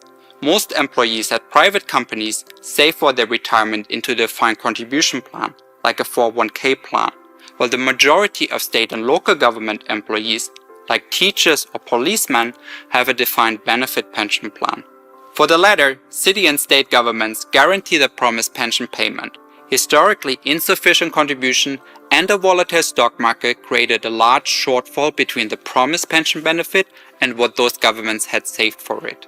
Under some measures, the total unfunded pension liability has reached over $6.5 trillion, or approximately 1/4 of the US GDP. This raises the question of whether there are other retirement plans available. Concretely, are there retirement plans that are both desirable from the employee perspective and financially sustainable for the employer? Along with my co-author Josh Rao, we surveyed over 7,600 public employees across 16 states to address this question. Specifically, we asked under what terms employees would switch to a defined contribution retirement plan, like a 401k plan. We found that 89% of them would accept the switch from their defined benefit pension plan to a defined contribution plan as long as their employer would contribute to their new retirement account. Overall, more senior employees said they would require larger employer contributions relative to younger workers. We also found that employees who perceive their pension plan's financial stability to be weak were more likely to accept a DC plan. In fact, for close to 80% of respondents, we find that the required contribution that employees demand is below the employer service cost for the existing plan. That means that state and local governments could potentially save a lot of money by offering a DC retirement account. Separately from the financial aspect, defined contribution plans provide employees more flexibility. They allow people to relocate and change jobs more easily. More than that, they give to pick their preferred investments, and they don't saddle state and local governments with large unfunded obligations far into the future. So why don't more employers offer their employees a choice? Economic and political constraints have often prevented the supply of a broader menu of retirement options. Employee representatives that negotiate the retirement terms are often the most senior and have a vested interest in maintaining the current plan. However, recent examples such as the state of North Dakota, the state of Kansas, and the city of Baltimore have shown that a transition to a defined contribution is possible if well designed. They either mandated a switch to a DC plan or provided new employees the option to choose between a DC or hybrid plan. As a result, they put their state or city onto a fiscally sound path. As the liability associated with defined benefit plans continue to grow, state and local governments are looking for alternatives to lower their future liabilities. Our survey demonstrates that there are alternative pension plans that are both desirable and fiscally sustainable. These options are particularly well received by young employees. Not only do these options preserve the satisfaction of employees with their expected retirement benefits, they also offer the ability to save taxpayers trillions of dollars.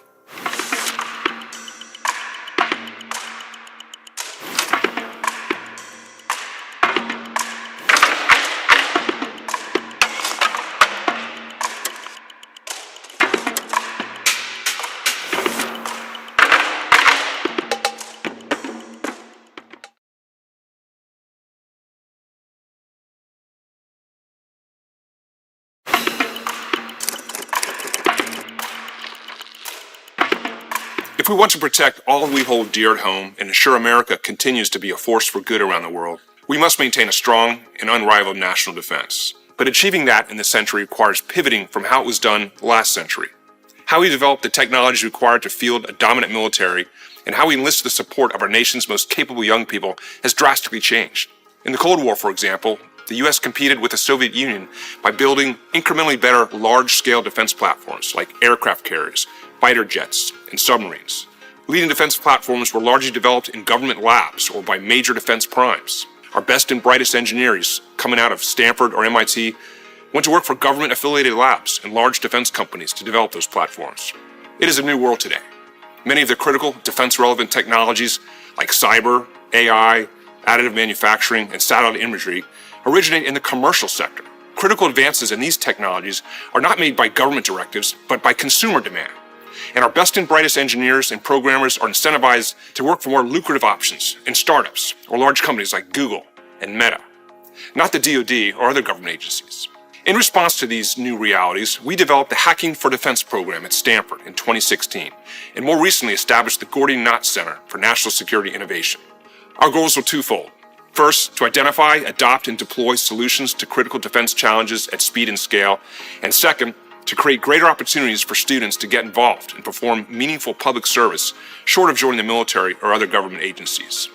Undergraduate and graduate students with diverse backgrounds and interests, ranging from computer science and engineering to business, law, and social science, form 4 to 5 person teams to address a pressing defense or national security challenge. Teams are interviewed and selected based on the potential they demonstrate to address their chosen problem. Each team is assigned a sponsor from the military, defense, or other government agency to help them with their initial understanding of the problem and connect them with real-world stakeholders and beneficiaries. Teams are also paired with mentors from industry, Stanford's academic departments, and from Stanford's robust military fellows program at Hoover and FSI. The students employ lean problem-solving methods that require them to conduct at least 10 in-depth interviews with beneficiaries and other stakeholders each week as they test hypotheses, develop minimal viable products, and iteratively move towards deployable solutions. Many of our Hacking for Defense teams have gone on to form successful dual-use technology companies. For example, Capella Space is a synthetic aperture radar company on its way to a $1 billion valuation. It grew out of our first Hacking for Defense class in 2016 and currently provides critical imagery in support of operations in Ukraine. The problem-solving methodology for our Hacking for Defense class has been adapted to address other public sector challenges, leading to new classes taught here at Stanford, such as Hacking for Diplomacy and Hacking for Climate and Sustainability. Encouragingly, with support from partners like the nonprofit Common Mission Project, BMNT, and DoD's National Security Innovation Network, the Hacking for Defense and other Hacking For courses are now taught at over 60 universities across the United States, the UK, and Australia. Our experience with Hacking for Defense helped inspire the establishment of the Gordian Knot Center for National Security Innovation, or GKC, currently housed at Stanford's Freeman Spogli Institute. The center's mission is to solve the most pressing national security challenges at speed and scale and prepare future leaders to understand the implications of the intersection of commercial technologies and private capital with national security. We collaborate with the Management Science and Engineering Department at Stanford to develop new courses at the intersection of technology and national security. In the fall, for example, we teach Technology, Innovation, and Great Power Competition, which explores technological competition between the United States and the People's Republic of China. We've also established the Competitive Defense Innovation Scholars Program to provide even greater opportunities for our students and affiliates to employ their talent and intellect to help solve critical national security problems. Defense Innovation Scholars work across multiple quarters using the lean methodology on both policy and technical challenges, and we regularly convene technologists, investors, and innovation ecosystem for candid and substantive conversations. Ultimately, I am determined to ensure that the programs we offer, whether at the Hoover Institution or the Gordian Knot Center, empower students and the resources to the fight.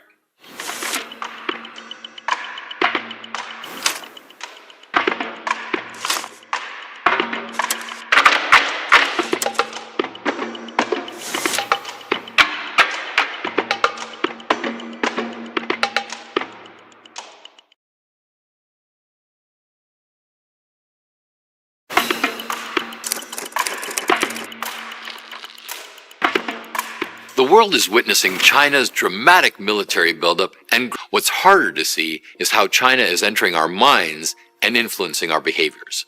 I'm going to introduce you to the concept that China would like to dominate your mind, and consequently, your behavior. I'm being a little hyperbolic here, but only to make a point. The People's Republic of China and its Communist Party have invested heavily to develop global media systems and journalistic institutions in order to dominate news narratives and muddle previous and privileged perceptions. This determined plan intends in part to make people feel more positively towards China. It also wants to undermine criticism and change policies that aim to hold China accountable for the many unfair and aggressive actions it takes in trade, human rights, and against other nations. How does it do this? Let's take a look. Global mass media was dominated by the West in the pre-browser, pre-smartphone, pre-World Wide Web environment of the 20th century. In the new, technologically advanced 21st century, however, Western media institutions discovered that their free market, advertising-based business models collapsed. They were unable to adapt quickly enough. Simultaneously, in this new post-Cold War internet revolution world, global powers like Russia and a rising China found that they could suddenly compete in, and even dominate, the newly reforming information domain. While Western media institutions were shedding their foreign correspondents and closing their overseas bureaus, places like Xinhua, China Global Television Network, and China Daily were kicking into overdrive. The Chinese party state was spending extraordinary amounts to put as many so-called correspondents and bureaus in as many places as possible as quickly as they could. This was most pronounced in areas where Western correspondents had either retrenched or entirely disappeared. Latin America and Africa have been two ripe targets for this infusion of individuals and media infrastructure. China's media workers do not report and analyze the news to underpin and strengthen democracies. Instead, they're there to undermine Western institutions and governing structures. They feed these nations anti-American and anti-Western messaging and regularly accuse the West of being neo-colonialist. There is little to no credible Western counter to this persuasive propaganda. The kicker? Chinese media institutions are not only misinformation and disinformation channels, they are in the West call our journalists who gather information for the public reporters.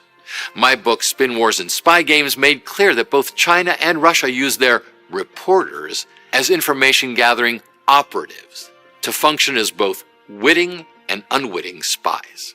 The United States government came to some of these social media platforms. From Facebook to YouTube to Twitter X, these American-based mass communications platforms have aided and abetted the distribution of our adversaries' misleading narratives and disinformation. Add to this the China-run and inordinately popular platform TikTok. Given TikTok's ability to micro-target its audiences with individualized, tailored propaganda, susceptibility to the threat from China becomes even greater. Much of how we behave and what we believe is shaped by our consumption of news, information, and data. As China and Russia continue to shape the global information environment and influence foreign electorates, authoritarian narratives and preferences will increasingly dominate our political discourse. What does this propaganda sound like? Here's how China put it recently. America's bullying tactics are incessant and diverse, but they all boil down to suppression, containment, and defamation. That attack on America sounds a little ham-handed, but China delivers this message daily and globally, both more subtly and via surrogates.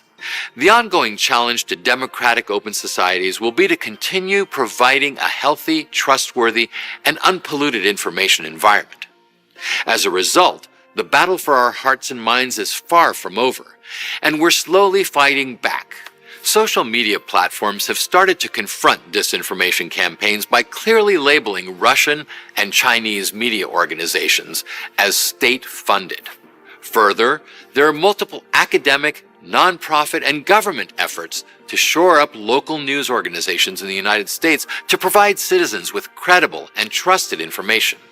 Finally, an active, healthy, conscious understanding and awareness of foreign influence campaigns against the West is the most powerful step towards managing their effectiveness and countering their power.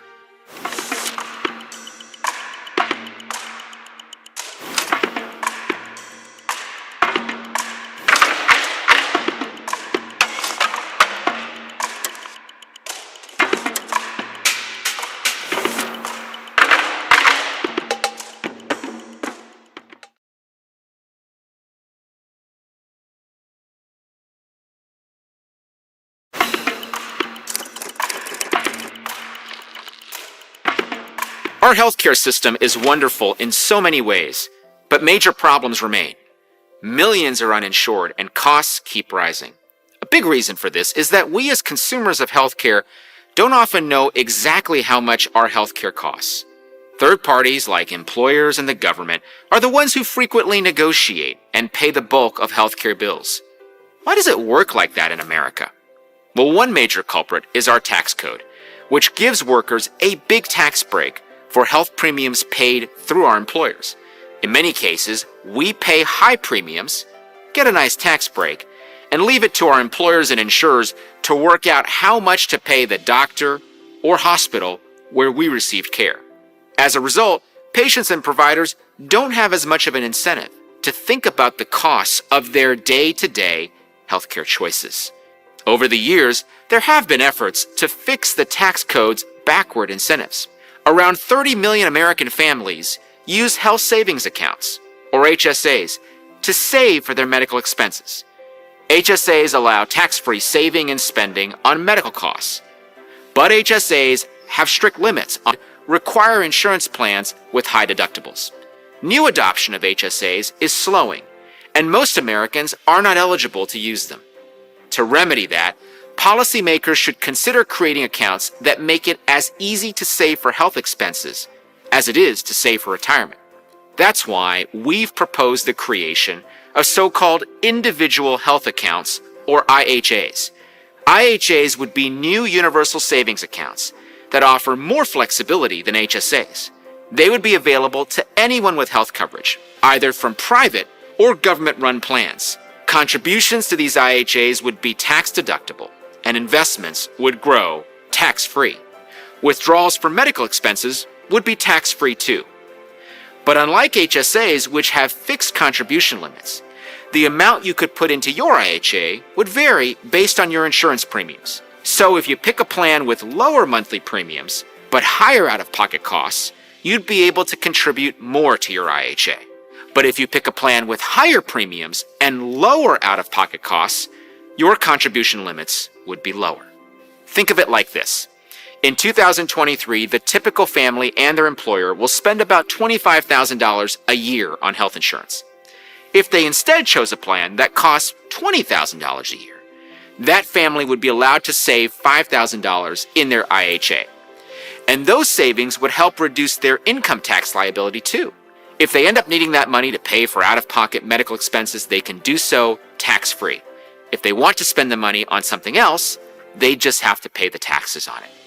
Pegging the maximum contribution amount to an IHA to the amount paid in health insurance premiums would give Americans an incentive to choose lower-cost plans and become more price-conscious healthcare consumers, while still allowing families to choose the plan that works best for them. IHAs are designed to be flexible enough so that people with different kinds of coverage and from different walks of life can benefit.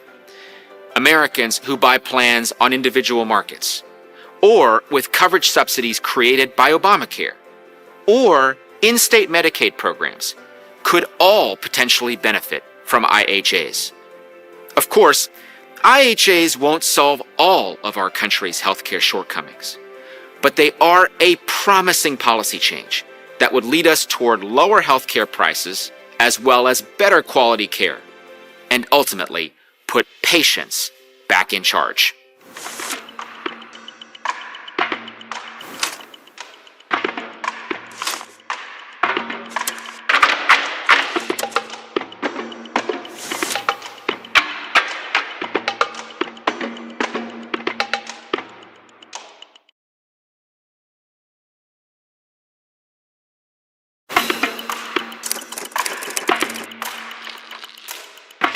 There is a broad consensus that something has gone terribly wrong at America's universities. Faculty report that they walk on eggshells in their classrooms. Invited speakers are heckled. Students denounce one another. Fearing one another, they keep their ideas to themselves. A necessary first step in fixing something that is broken is to diagnose the problem. Let us therefore start with the fundamentals. Universities play a crucial role in democratic societies. Their task is twofold. to conduct research that sorts out what is true from what is not, and to teach future generations the critical thinking skills necessary to perform this analysis on their own. There is an inherent tension baked into sorting out what is true from what is not. The reason is simple. When people disagree, it generates feelings of discomfort. That is especially the case when they realize that what they thought was true is shown to be false. Threats to the freedom to follow logic, reason, and evidence wherever it takes faculty or students historically tended to come from outside universities. Today, and for the last 20 years or so, threats to academic freedom have tended to come from inside universities. What has changed? The short answer is the growth of immense bureaucracies composed of non-faculty administrators. University bureaucrats are not in the business of sorting out what is true from what is not. They are in the business of growing their bureaucracies. It would not take lengthy argumentation to show that many university bureaucrats are also in the business of social engineering. The most generous interpretation of the motivation for social engineering by university bureaucrats is that they see their task as minimizing feelings of discomfort among students. To that end, university bureaucracies have redefined a word in common usage: harm. Harm in common usage has multiple meanings, such as material harm or bodily harm. But what all of those meanings have in common is that harm can be objectively established. Harm has now been redefined by university bureaucrats as feelings of discomfort, which means that it cannot be objectively established. It is a subjective state of mind. Their goal is to keep students safe from those feelings. The implications of this change are many, but first and foremost, it means that the goals of the bureaucrats, the duties of the faculty, and the aspirations of students are not aligned with one another. The bureaucrats, in fact, often come to see the faculty and the students as a problem that the bureaucracy has to fix. My team and I wanted to get a sense of how widespread these anti-intellectual social engineering initiatives are. So we did a study of the top 100 ranked colleges in the United States. If harm means feelings of discomfort, and discomfort can be caused by a written or spoken word, then the bureaucratic solution is to deem certain words harmful and purge them. 14 of the 100 colleges and universities we looked at have, or had, such lists of harmful words. Here is just a small selection of the harmful words in need of purging: American, immigrant, survivor, and man-made. If harm can be caused by ideas, even those that might be implicit in a comment by a professor or an offhand remark by another student, then the bureaucratic solution is to police comments or offhand remarks. University bureaucrats have therefore set up online bias reporting systems that allow students to report on one another, on staff, and on the faculty. These systems are Orwellian. They exist to make complaints about something that someone might have said. 84 of the 100 colleges we sampled have such bias reporting systems in place. Shockingly, among those 84, 82% allowed students to file reports on one another and on the faculty anonymously. The consequences of these assaults on academic freedom are still being played out. In the short term, faculty and students are the losers. In the long run, it's American society that will bear the brunt of the damage as free expression is suppressed and the ability to discern truth and falsehood withers amongst its citizens and policymakers. Academic freedom and freedom of expression are pillars of American society. Their survival is crucial to a flourishing democracy.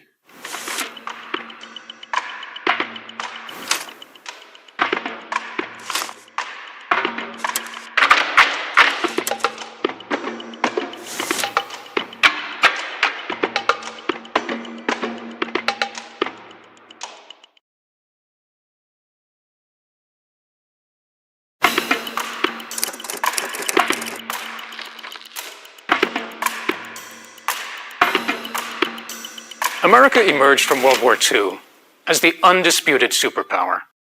Its enemies were vanquished, its allies were hobbled, and its only rival, the Soviet Union, was reeling from the loss of 20 million citizens. But America's victory came at a moral cost. During the war, the US committed extremely harsh some would say cruel, acts against the innocent. It imprisoned thousands of American citizens solely on the basis of race. It used nuclear weapons against Japanese cities, killing approximately 200,000 civilians. And it imposed a punishing peace on Germany, exacerbating mass starvation. It's understandable that during war, hatred of the enemy would run pretty high. It's understandable and to be expected. And yet, exactly the opposite occurred. In my research, I found that the majority of Americans and most top officials favored mercy, not revenge. The most surprising aspect of these vengeful policies is just how little support they actually had. And after the war, the US pursued tremendous humanitarian efforts, which for some may have been an act of atonement. Let me offer some examples. The war had shattered Europe's ability to produce and distribute food, and famine was threatening total collapse. And Germany was especially hard hit. That's because US Treasury Secretary Henry Morgenthau had shaped post-war occupation policy, which forbid American occupiers from helping the Germans to rebuild. This intensified the suffering of average Germans and hindered Europe's ability to recover. Germany was the economic engine that drove European growth. And as former President Herbert Hoover said, we can keep Germany in chains, but it will also keep Europe in rags. So Hoover had been blamed for the Great Depression, and he languished in political purgatory since his defeat in 1932. But after FDR died, President Truman brought Hoover back and named him the Food Ambassador, responsible for all global humanitarian relief efforts. Hoover had, of course, become famous internationally because of his famine relief work during and after World War I. And back then, the reporters used to say that Mr. Hoover knew where every bag of flour in the world was located. By 1946, it was clear that he still did. Hoover was appalled by the use of the atomic bombs. He was also very uneasy about the Japanese-American internment, although he never spoke out publicly against it. He was, however, adamantly opposed to the occupation policy, which was causing so much suffering for average Germans. In one speech, he told Americans, "We do not want our flag flying over a nation of Buchenwalds." Now in his 70s, Hoover traveled around the world, surveying exactly how much food was needed and where, and figuring out how to get it there. And when Hoover was asked directly whether America should really be feeding its former enemies, he was unequivocal. Starving people need our help. It doesn't matter who they are. Hoover inspired Americans to actually eat less and go hungry in order to free up more food for shipment overseas. It was becoming essential because by 1947, the famine situation was dire. Starvation seemed likely to cause societal collapse, heighten the spread of communism, and undo the hard-won peace. But then, an American columnist, Drew Pearson, had an idea. He suggested a friendship train that would speed across the country, gathering food donations from average Americans. And amazingly, even after years of wartime rationing, Americans were still eager to give. Now, part of this did seem to have a performative dimension. People seemed desperate to show the world just how good they really were. Many recognized the cruelty that their country had committed during the war, and they wanted to say, this is not who we are. Whatever their motives, the fact is that American humanitarian relief saved millions from malnutrition, starvation, and death. It was one of the greatest humanitarian efforts in history, and it happened in part because of compassionate leaders, a humane public, and the willingness to sacrifice for strangers overseas, even the country's former foes. I tell my students that when a country treats others with dignity, decency, and a deep sense of fairness, it not only enhances its own power, it helps to build a better world. We all know that America has often failed to live up to its ideals, but those ideals remain its greatest source of strength.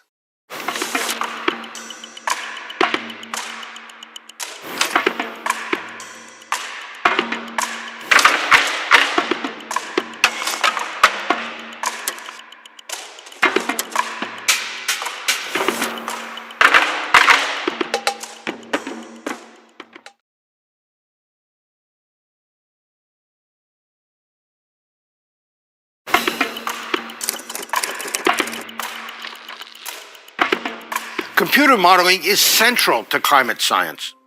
Climate models help us understand how the climate system works, why it has changed in the past, and most importantly, how it might change in the future. But we have to keep in mind that usefully describing the Earth's climate is one of the most challenging scientific simulation problems. So, how good are our climate models? And how much confidence should we have in what they say about future climates? To answer that, let's talk about how the models work. All but the simplest climate models begin by covering the Earth's atmosphere with a three-dimensional grid, typically 10 to 20 layers of grid boxes stacked above a surface grid of 100 kilometers by 100 kilometers. Grids covering the ocean usually have a smaller grid squares, closer to 10 kilometers by 10 kilometers. With the grids in place, the computer models use the fundamental laws of physics to calculate how the air, water, and energy in each box at a given time move to neighboring grid boxes at a slightly later time. This process is then repeated over and over. It all sounds straightforward, but it's not at all easy. In fact, it's excruciatingly difficult, and anyone who says that climate models are just physics either doesn't understand them or is being deliberately misleading. One major challenge is that the models use only single values of temperature, humidity, and other variables to describe conditions within the entire grid box. For example, they ignore the temperature difference between Palo Alto and Stockton, which are 100 kilometers apart.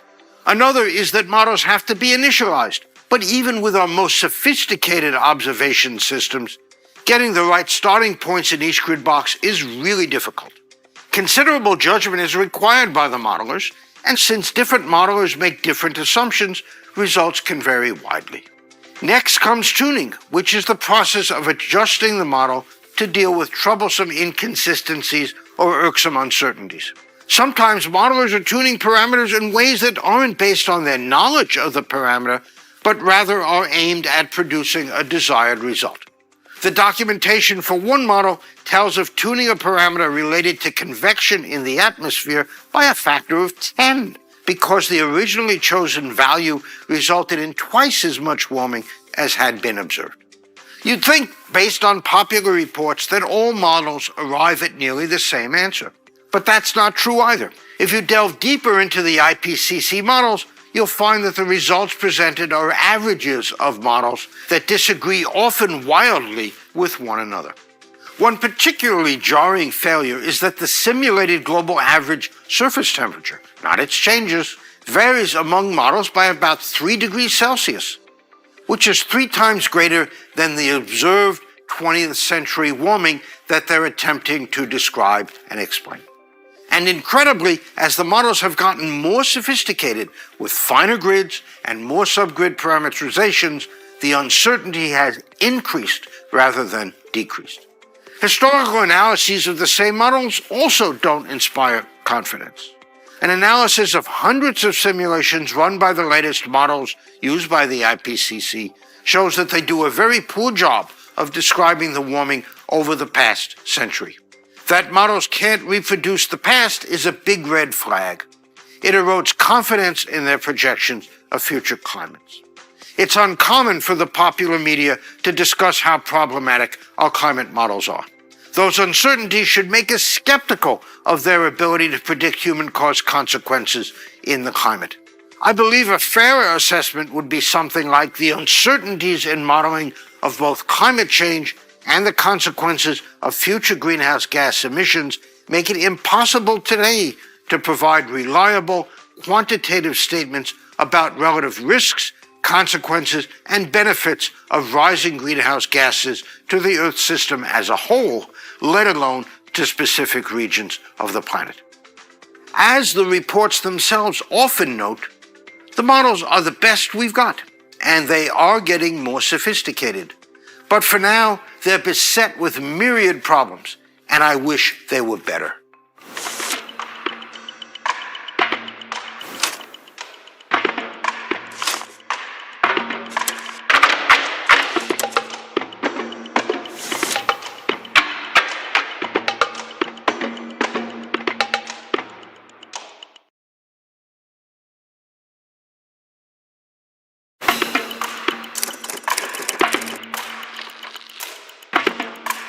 Silicon Valley Bank's failure began several of the largest bank failures in American history, leading the federal government to step in to prevent widespread contagion.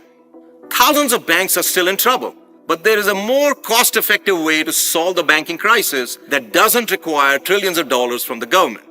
Silicon Valley Bank and others failed because they invested a large number of assets in long-term, low-interest bonds and loans and did not protect themselves from the risk of higher interest rates. They were also financed in large part by uninsured, flighty depositor. As a result, when interest rates rose over the last year, as the Fed tightened monetary policy, the value of their assets fell and their flighty depositors ran to withdraw their funds. Research that my colleagues and I did during the weekend of SVB's failure suggests that when the assets that all US banks hold are measured on a mark-to-market basis based on interest rates today, that is, not based on the value at maturity, but at current prices if the assets were sold today, balance sheets of American banks are $2 trillion lower than their current book values. This is a large number, especially if you compare it with the $2 trillion aggregate equity in the US banking system as of March 2023. A full accounting of these losses has been avoided by banks' ability to maintain held-to-maturity assets at their book value. That is, these losses are unrealized for now. But there's no avoiding the economic reality that the true value of equity capital in the banking industry has fallen by at least this amount. This is a problem. These reductions in asset values are unequally distributed across the system, with some banks being particularly hard hit. In a well-capitalized banking system, the distribution of equity to asset ratio you would want to see across 4,800 banks in the US banking system would be above zero. But our analysis suggests that the entire distribution shifts to the left when accounting for mark-to-market valuations. In other words, over 2,000 banks, accounting for $11 trillion of assets in aggregate, fall below the 0% line. The important implication of this analysis is that the recent fragility and collapse of several high-profile banks is not an isolated phenomenon. Nearly half of the US banks could face similar difficulties if forced to liquidate a significant fraction of their assets in the wake of large deposit withdrawals. Now, how can government avoid the calamitous path taken all too often of regulatory forbearance, as in the US saving and loans crisis, the Japanese banking crisis, and the European debt crisis? Economic solvency requires a market test. The ability to raise new equity or long-term unsecured debt from outside investors is one such test that draws a clean line between solvent but illiquid and insolvent. Solvent banks with franchise value would be able to attract such capital. In addition, new capital inflows would reduce fragility and restore skin in the game for these institutions. There are two options for making sure more solvent but illiquid banks don't fail. The traditional regulatory lever is to raise capital requirements, that is, to require banks to have more cash on hand available for depositors to withdraw. But that's not a good prescription for solvent banks that are currently stressed. It would result in solvent banks contracting their lending. The course of action we recommend is instead for the government to require raising capital via equity. The amount per bank would be assessed by regulators on a bank-by-bank basis. In other words, banks would shore up their balance sheets by selling public shares or some other form of equity to increase their cash on hand. To avoid the stigma of an equity raise, it would have to be required across many banks. In the immediate term, regulators could also help banks increase their equity buffer by restricting equity payouts and tie continued access to government lending facilities to increase equity raises. Something must be done. Banks are too fragile in today's interest rate environment, and there's likely to be turbulence in the commercial real estate market soon as businesses continue to deal with permanent work-from-home phenomena. Regulators have a really tough job ahead of them, providing insolvent banks a lifeline which sow the seeds of a crisis in the future that would have banks gambling for resurrection, similar to savings and loan crisis of 1980s. Our proposal asks regulators to rely on the market to determine which banks are truly insolvent. Requiring banks to raise equity capital now will be less disruptive to the economy than having a large number of small and medium-sized insolvent banks drain taxpayer resources and eventually fail.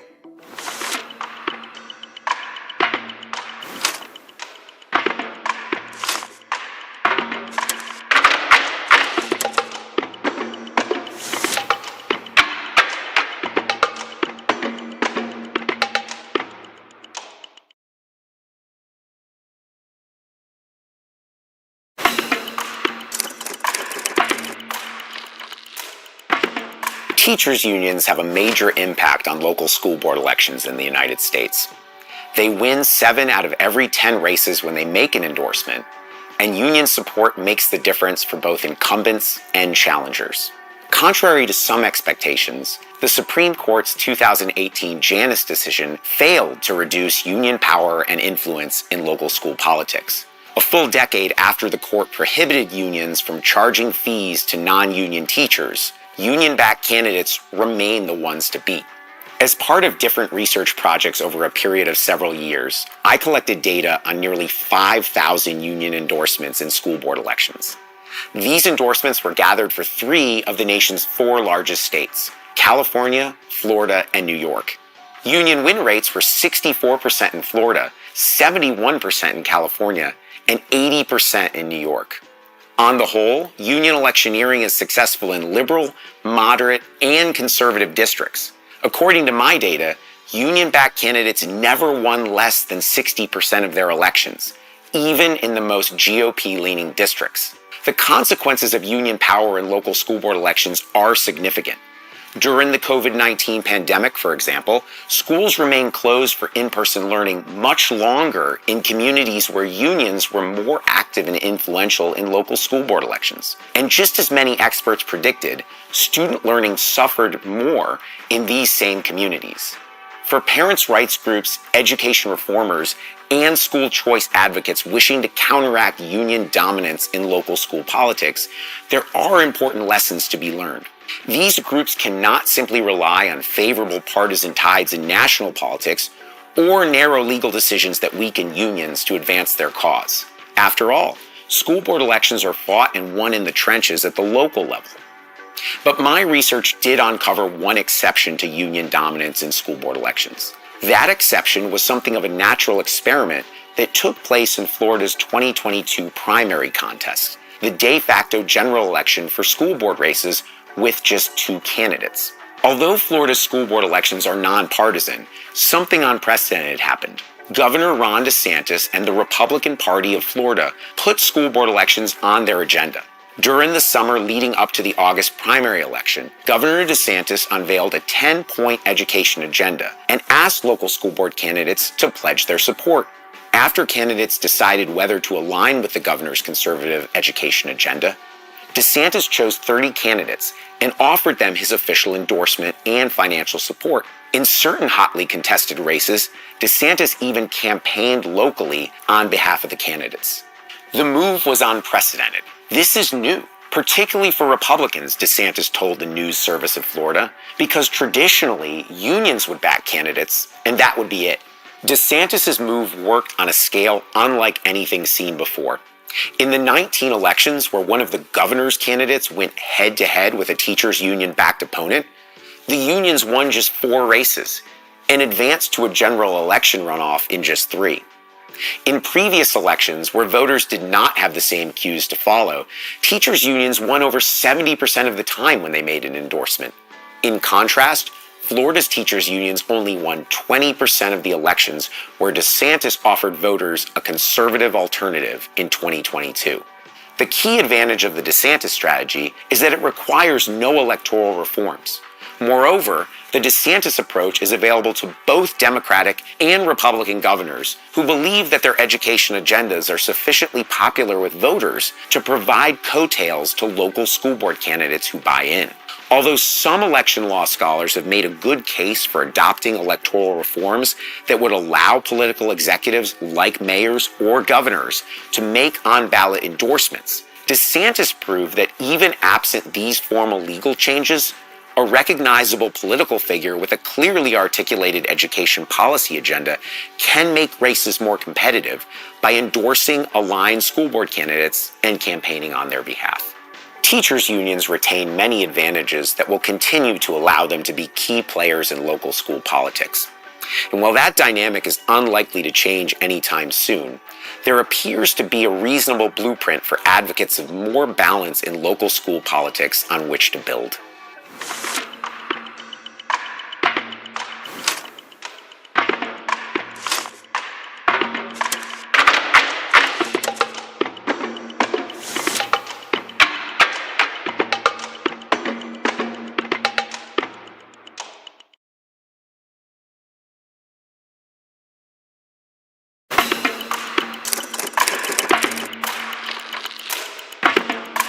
War games are having a moment.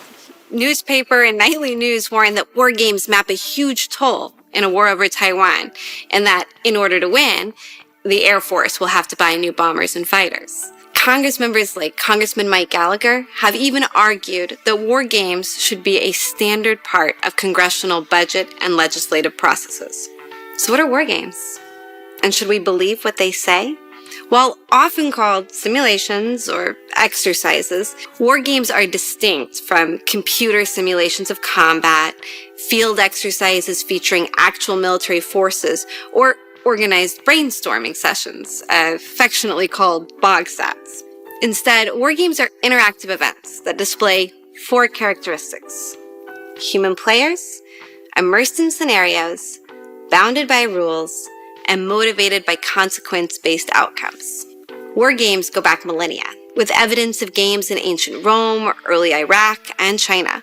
They took on a central role in the modern conduct of war with the Prussian development of Kriegspiel, a board game that simulated combat to train officers. A century later, the United States' embrace of war games for military planning between World Wars I and II became a pivotal part of the Navy's success in the Pacific. During the Cold War, the U.S. military turned again to war games to understand the impact of the nuclear revolution. U.S. defense wargaming continued after the Berlin Wall fell, with games designed to test new ideas about warfare and aid acquisition decisions. But while wargames have primarily looked at military or crisis situations, their use goes far beyond war. Governments use games to simulate natural disasters and to assess economic cooperation. Consultants use wargaming to test new business strategies, and scholars use gaming to study how human behavior affects various social and political phenomena like governance, revolutions, and insurgencies. Games are closely tied to policy decisions. Because they have such a strong experiential quality, they can be compelling evidence for policymakers faced with difficult decisions in rare or unexpected scenarios. Senior decision makers often rely on lessons learned from games in which they previously participated, and the evocative results from games, especially ones played with high realism, can be far more persuasive than lab-produced models or simulations. Indeed, games can be such powerful devices of influence that organizations have been known to change rules, to influence outcomes, and leak results when it benefits their cause. War games are increasingly prevalent and have a long history of influencing policy. But what makes a good game? And how should we evaluate wargaming data when making policy? In general, for games that are analytic or designed to answer questions, a good game should have 5 qualities. First, they need to be enjoyable and believable so that players act in the game as they would in real life. This is what we call external validity in social science. Secondly, they need the right players with the correct expertise and demographics to mirror real-world decision makers. In other words, we need the right sample to represent our real-life population. Third, there need to be enough players and game iterations to be able to make conclusions that go beyond the unique characteristics of any one instance. This is called generalizability. Fourth, good war games control for bias within their scenarios and rules. Things like baking in certain outcomes or creating scenarios that unduly influence players' behaviors. When we're able to control for bias that may invalidate results, we call this internal validity. The best games have both external and internal validity. Finally, for analytical games, the best designs have good data collection, able to explain not only what happened in the game, but why. The primary value of using and analyzing war games is not in generating new or better data about outcomes, but is instead in understanding behaviors and choices leading to these outcomes. War games don't predict what will happen in conflict or crisis, but they can tell us why and how one outcome or another occurred. This can be hard to do, and so most games struggle on one of these dimensions, sometimes intentionally. That doesn't mean that war games aren't important for policy, but that we need to do a better job of analyzing across games for patterns of outcomes and behaviors. Here at the Hoover Institution, we are working to make wargaming an even better tool for policymakers, building the first ever open source archive of war games and wargaming data, running games on some of the biggest policy questions of our time about cyber, nuclear weapons, AI and space, and providing wargaming resources for the classroom to build the next generation of policy analysts.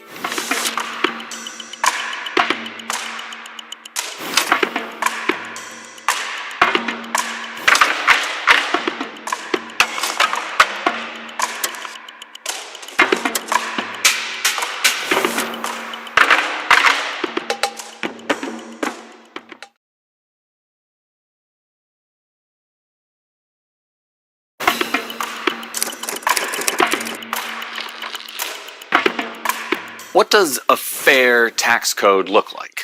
That's a more difficult question to answer than you might think, because it requires balancing trade-offs between efficiency and equity.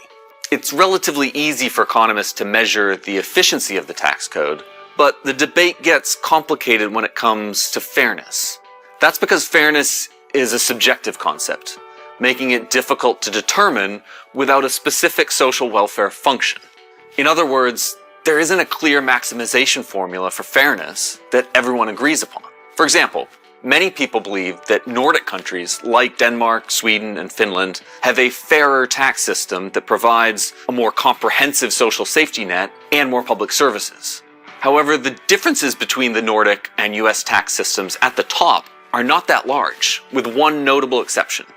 The average Nordic top marginal tax rate kicks in at 1.4 times the average wage in the country, while in the US it kicks in at 8.5 times the average wage. In practice, this means the average personal income tax rate for a typical one-earner married couple with 2 children in the Nordic countries, including cash transfers, was 21.7%. In contrast, that same family in the United States paid just 11.9% in 2019, and it was 1% in 2021 due to a temporary expansion of the child tax credit. Additionally, the average sales or value-added tax in the Nordic countries is 24.6%, while it's only 6% in the United States. Is the Nordic tax system more fair? There's no definitive answer to this question. While the Nordic system provides more benefits, such as socialized healthcare, it also requires lower and middle-class families to pay higher taxes to finance these benefits. If the US were to finance Nordic-style social programs with Nordic-style taxes, the top marginal tax rate would need to kick in at a much lower income level, around $88,000 instead of $535,000 like it does now.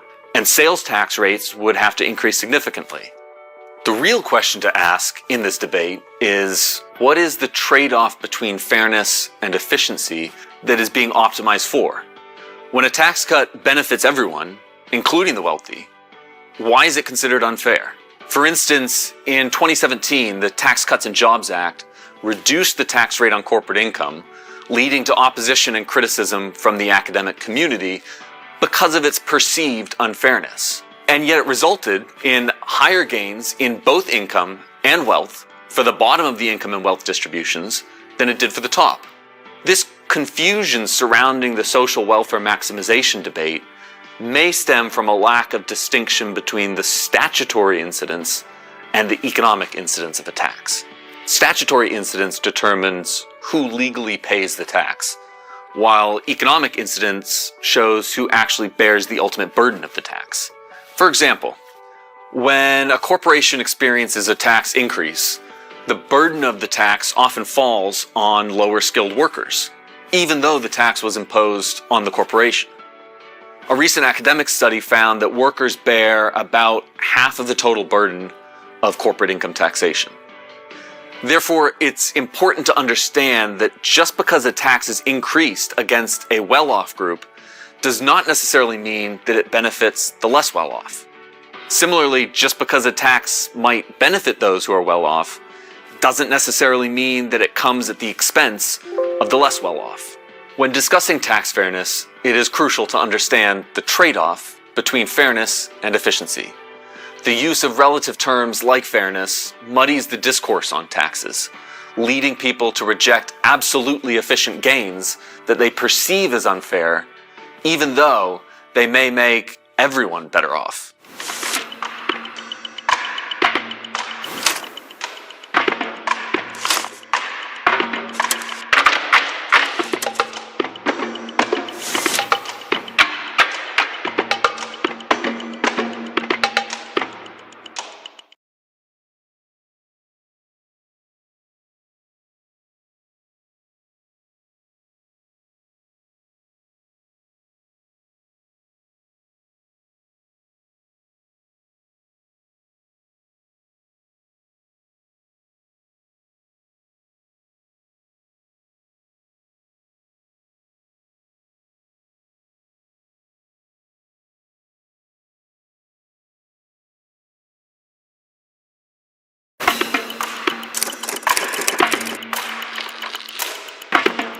The world is mired in a deep, diffuse, and protracted democratic recession.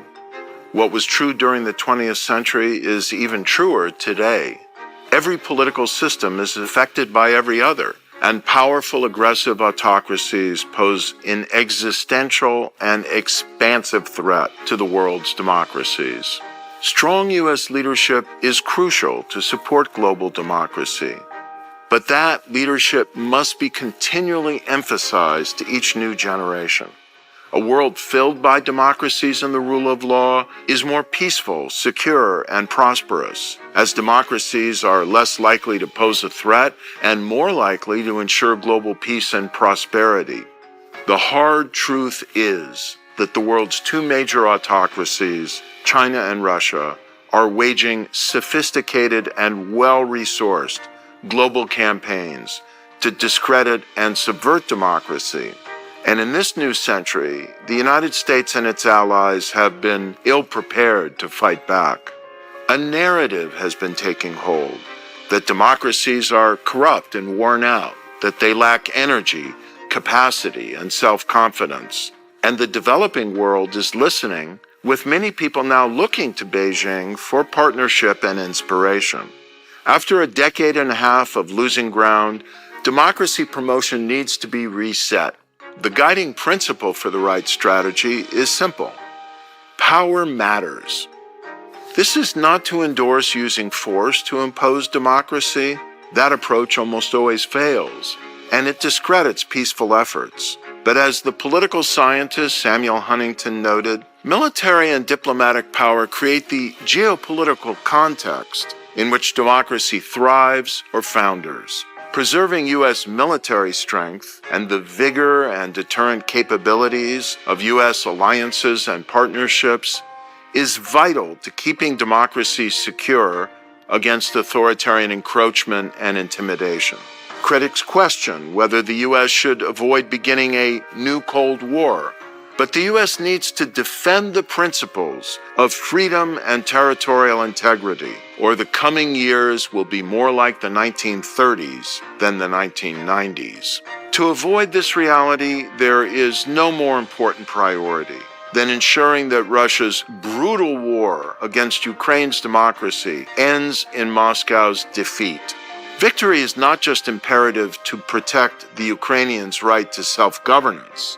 If Ukraine emerges from this conflict substantially free and secure, with its pre-war territory intact, and with aid and investment flowing in to rebuild, several powerful lessons will become clear.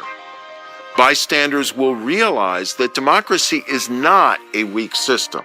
Just as it did for the United Kingdom in World War II, the world will also see that the United States and its allies will sacrifice to help an embattled democracy defend itself, and to reaffirm the most vital principle of the international order, that territorial aggression will not stand.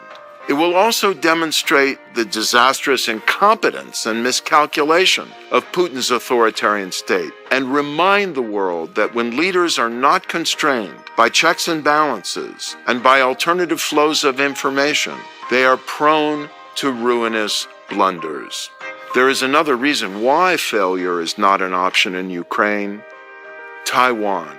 China appears increasingly determined to reunify Taiwan with the mainland for symbolic, political, economic, and strategic reasons. Symbolically, the Chinese Communist Party's rulers claim that annexing Taiwan would end a long humiliation and restore China's rightful status as the dominant power in Asia. Politically, the Chinese leadership's absorption of Taiwan would extinguish the living proof that a Chinese society can govern itself as a liberal democracy. If Taiwan eventually falls, or the conquest looks inevitable, other countries will opt to ride the wave of China's hegemonic ascent rather than be drowned by it. For this reason, preserving Taiwan's autonomy as a thriving democracy is an overriding strategic priority, not just for the region, but for the entire world. A world in which democracy and the rule of law predominate will be a much more peaceful and economically secure world. The United States needs to politically and financially support the people struggling at great risk for freedom. This is a moral imperative, and it is in the United States' national interest to encourage transitions to more democratic, lawful, and accountable governments around the world.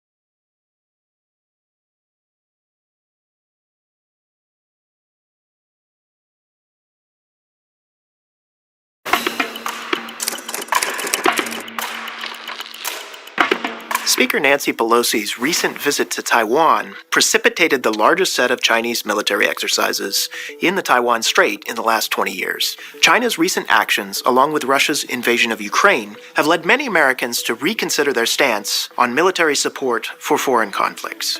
Should America remain involved with Taiwan? And should we defend it if China were to invade? Our overriding objective is peace and stability across the Taiwan Strait. To that end, the United States does not support unilateral changes to the status quo by either side. We oppose any actions by China to invade, blockade, or otherwise impose unification by force. But we also oppose a unilateral declaration of independence by Taiwan. Until recently, Beijing pursued a two-track strategy of trying to win over Taiwanese public support for unification through closer economic and people-to-people ties, while at the same time building up a military deterrent to prevent unilateral declaration of independence. But under Xi Jinping's leadership, Beijing appears, perhaps, to have shifted goals from deterring independence to compelling unification within a finite period of time. The Chinese Communist Party under Xi Jinping views Taiwan as an existential issue. It is committed to eventual unification, and with Xi Jinping beginning his third term as leader of the country and the party, he may view Taiwan as a legacy issue that has to be resolved before he leaves power. How do the Taiwanese feel about unification? Well, public support on the island is very, very low. Support for unification now or at some point in the future used to be high as 20%. But with the PRC's recent failed efforts to influence Taiwan's elections and the military drills that have been held around the island, that support has fallen down to around 6%. As Beijing appears to be moving up its timetable for taking control of Taiwan, it is reasonable to ask, should the United States remain committed to Taiwan's defense? And if so, how? Well, there are at least 4 reasons why the United States should remain committed to Taiwan's defense. First, Taiwan is a long-time ally of the United States, and it is our 10th largest trading partner. To put that in some perspective, Ukraine last year was 67th. Taiwan is also a major supplier of the world's most advanced semiconductor chips, and we saw the negative economic impacts of supply chain disruption during COVID, when even relatively minor shortages of chips occurred. The consequences of China seizing, destroying, or blockading Taiwanese exports, those consequences would be enormous for the global economy and for Taiwan's people and the people of the United States. Second, there is Taiwan's strategic geographic location in the first island chain. For 70 years, the U.S. has had an interest in ensuring that a friendly government controls the territory of Taiwan and that the People's Liberation Army cannot use it as a base to project power out into the Western Pacific. Third, Taiwan is a powerful symbol of the U.S.'s enduring commitment to the free and liberal world. Taiwan is not an Afghanistan or an Iraq. It is already a liberal democracy. And in per capita income terms, it is equal to Germany and even richer than Japan today. American support is directly responsible for that prosperity. It is a shining example of how being part of the US-led liberal capitalist world order can increase freedom and prosperity for everyone. Finally, a thriving Taiwan is proof that democracy is not incompatible with Chinese culture or values. The biggest prize of all for the US would be to have China follow Taiwan's lead and to transition to a market economy and a liberal democracy. Abandoning Taiwan to the authoritarian Communist People's Republic of China across the Taiwan Strait would mean walking away from a 72-year commitment.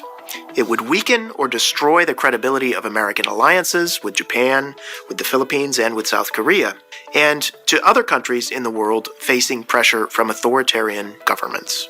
Defending Taiwan is not an impossible task. The military threat from the PRC has steadily increased over the past 2 decades, but with the right strategy, it remains feasible for Taiwan and the United States together to deter military aggression and to maintain peace and stability across the strait. The CCP's insistence that it will pay any price and bear any burden to achieve unification is remarkably self-serving, and it is intended to persuade the US and partners and allies simply to walk away from Taiwan without a fight. But in reality, China does not need Taiwan. It has survived and prospered for 70 years without exercising political control, and there is no reason why Beijing must seek to conquer Taiwan today.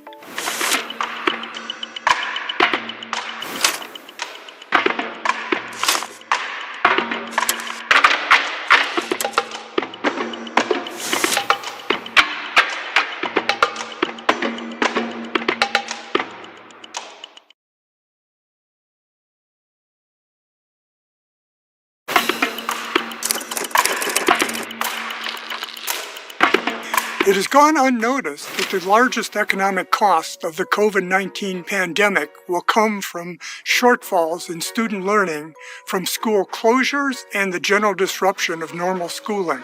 The best estimates place learning losses at the equivalent of a year or more of schooling. For the average student, their total lifetime earnings will fall by 6%. For disadvantaged students, the effects will be even larger. Schools are now struggling to restore the schools that we had in March of 2020. But the learning losses will be permanent if we just return to those levels. Offsetting the pandemic requires improving the schools. Over the years, researchers have found extraordinarily consistent results about the relationship between teacher effectiveness and student achievement. A study I conducted in the public schools of Gary, Indiana in the early 1990s found that the best teachers provided a year and a half of academic growth for students in each school year, while the least effective only provided a half year's learning. Other researchers have reached similar conclusions in Los Angeles, New York, Tennessee, Texas, and elsewhere. How then to deal with the profound learning losses that have occurred during the pandemic? Unfortunately, improving individual teacher performance remains quite challenging. A more potent solution is to keep and reward the most effective teachers while getting rid of the least effective ones. This prescription is energetically resisted by the teachers' unions, who argue that such policies promote favoritism, drive out teachers even as we face shortages, and distract from the need to improve salaries and benefits across the board. But reforms focused on teacher effectiveness have been implemented in several places, and the results show a clear path to improving schools. In 2009, the school chancellor and mayor in Washington, D.C. were able to implement a system called Impact that evaluated the district's teachers. Based on these assessments, the most effective teachers were highly rewarded with annual bonuses and increases in base salaries of up to $25,000. The least effective were asked to leave. In the first 3 years of Impact, almost 4% of teachers were dismissed for poor performance, and an even larger percentage, under threat of dismissal, voluntarily left. At the same time, retention rates for the most effective teachers increased significantly. Since the introduction of Impact more than a decade ago, the test scores of Washington students, at least before the pandemic, rose faster and more consistently than those in any other large city district with significant disadvantaged populations.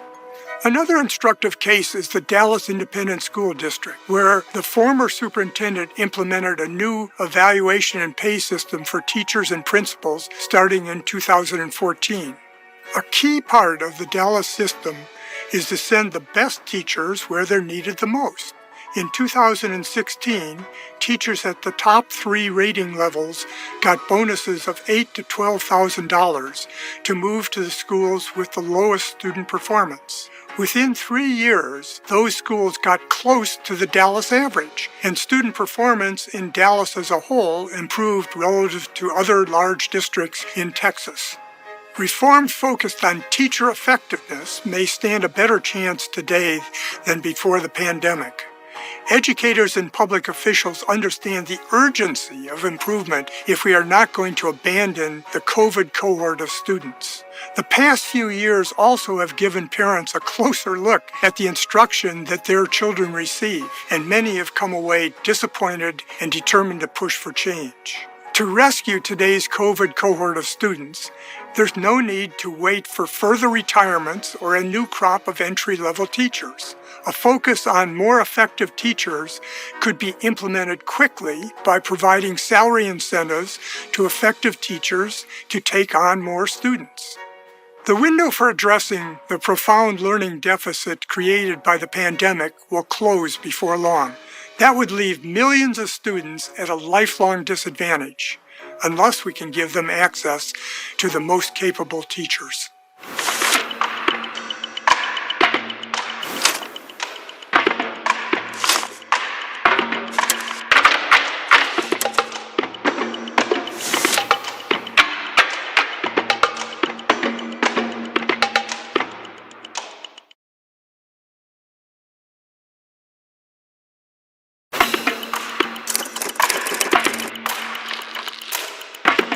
The Taliban's rapid takeover of Afghanistan last summer raised fears that the country would once again become a safe haven for Islamist militants intent on international terrorism.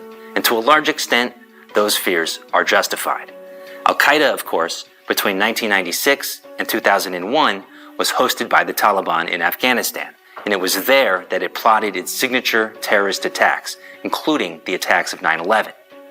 Today, however, the situation is more complex. Al-Qaeda now has a major jihadi competitor in the Islamic State, also known as ISIS, and both of these groups face obstacles in their quest to use Afghanistan as a platform for their international agendas. Al-Qaeda and the Islamic State are bitterly divided over what role a Taliban-controlled Afghanistan will play in the global jihadi landscape. Al-Qaeda presents itself as the more moderate of these groups, and has sought to remain close to the Taliban. For Al-Qaeda, the Taliban's victory is presented as an epic triumph, the fulfillment of God's promise to give victory to the believers over the unbelievers. The outcome in Afghanistan, according to Al-Qaeda, proved that, quote, the path of jihad, not compromise or conciliation, was the right way to deal with infidel states. But for ISIS, the idea that the Taliban have achieved any kind of victory in Afghanistan is laughable. What really happened, in their view, was that the United States willingly handed power to the Taliban, who have effectively become a U.S. client. So for ISIS, this was not a triumph at all, but rather evidence of the Taliban's willingness to collaborate with the Americans. In the view of ISIS, the Taliban is in fact an infidel apostate group that has strayed from its roots and must be fought. And indeed, that is what ISIS in Afghanistan has been doing since the U.S. departure, conducting terrorist attacks on Taliban targets and certain civilian populations. So where does the Taliban fit into all of this? Clearly, the Taliban are not aligned with ISIS. The enmity between these groups is genuine and will persist. But what about Al-Qaeda? Does the Taliban seek to promote Al-Qaeda and its agenda of international terrorism? The answer here seems to be both yes and no. In its February 2020 deal with the United States, the Taliban pledged not to allow any group, including Al-Qaeda, to use Afghanistan as a base to attack the United States and its allies. And recently, the Department of State assessed that the Taliban have taken steps to meet that commitment, though the military, at the same time, predicts that the Taliban will likely loosen its restrictions on Al-Qaeda in the coming years. The way then I think one has to look at this is that the Taliban want to have it both ways. They want to secure international recognition as the legitimate rulers of Afghanistan, and they want to maintain their relationship with Al-Qaeda.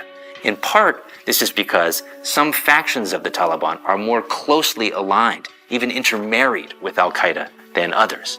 Despite their relationship, the Taliban also have a strong interest in holding Al-Qaeda in check.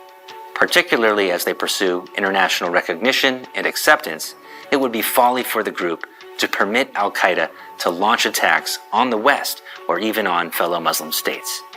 It is not hard to imagine a scenario, therefore, in which the Taliban provides space and financial support for Al-Qaeda to operate, while also prohibiting them from launching offensive operations. The Taliban's second attempt at governing Afghanistan thus involves a balancing act between adhering to their hardline principles and making pragmatic concessions to secure their rule. ISIS, meanwhile, will continue to operate by attacking the Taliban and civilians to try to destabilize the Taliban's rule. ISIS in Afghanistan is much larger than Al-Qaeda. It has some 2,000 militants compared to Al-Qaeda's less than 200. And ISIS will probably benefit from the reduced military pressure in Afghanistan that comes from the US absence. However, for reasons to do with both geography and the version of Islam that it represents, ISIS has only limited appeal in the country. None of this is to minimize the threat that these jihadi groups pose to Afghanistan, to its neighbors, and to the world. The United States and its allies must remain vigilant and proactive, lest one or both of these groups re-emerge in force. And while ISIS certainly has the upper hand at the moment, exactly how successful the jihadis might be in utilizing Afghanistan remains to be seen.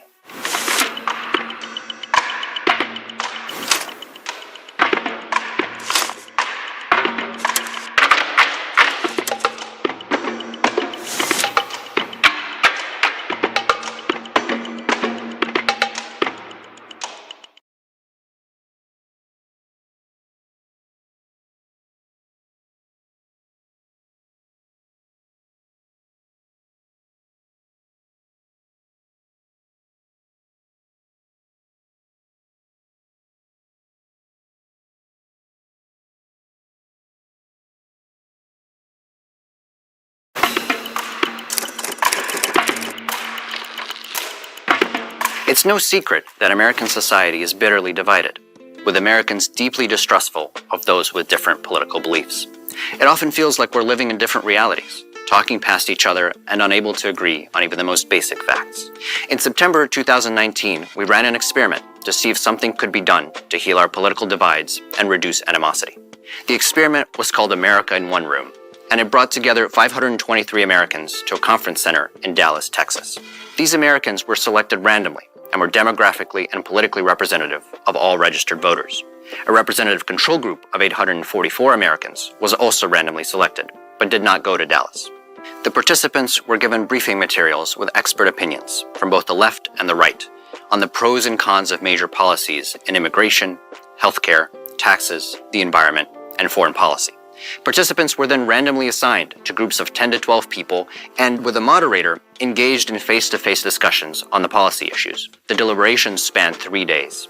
The objective for each group was not to come to a consensus or to change anyone's mind. It was simply to deliberate on the merits of various policy proposals by listening and sharing opinions. Could this kind of deliberation lead ordinary citizens to re-examine their thinking? Could it humanize the so-called other side and help people understand other perspectives? To answer these questions, we surveyed the participants and the control group just before and just after the deliberations, as well as a year later, right before the 2020 general election. Our findings were striking. While the control group, as expected, saw basically no change in its positions over the 3 days of deliberation, the participants did.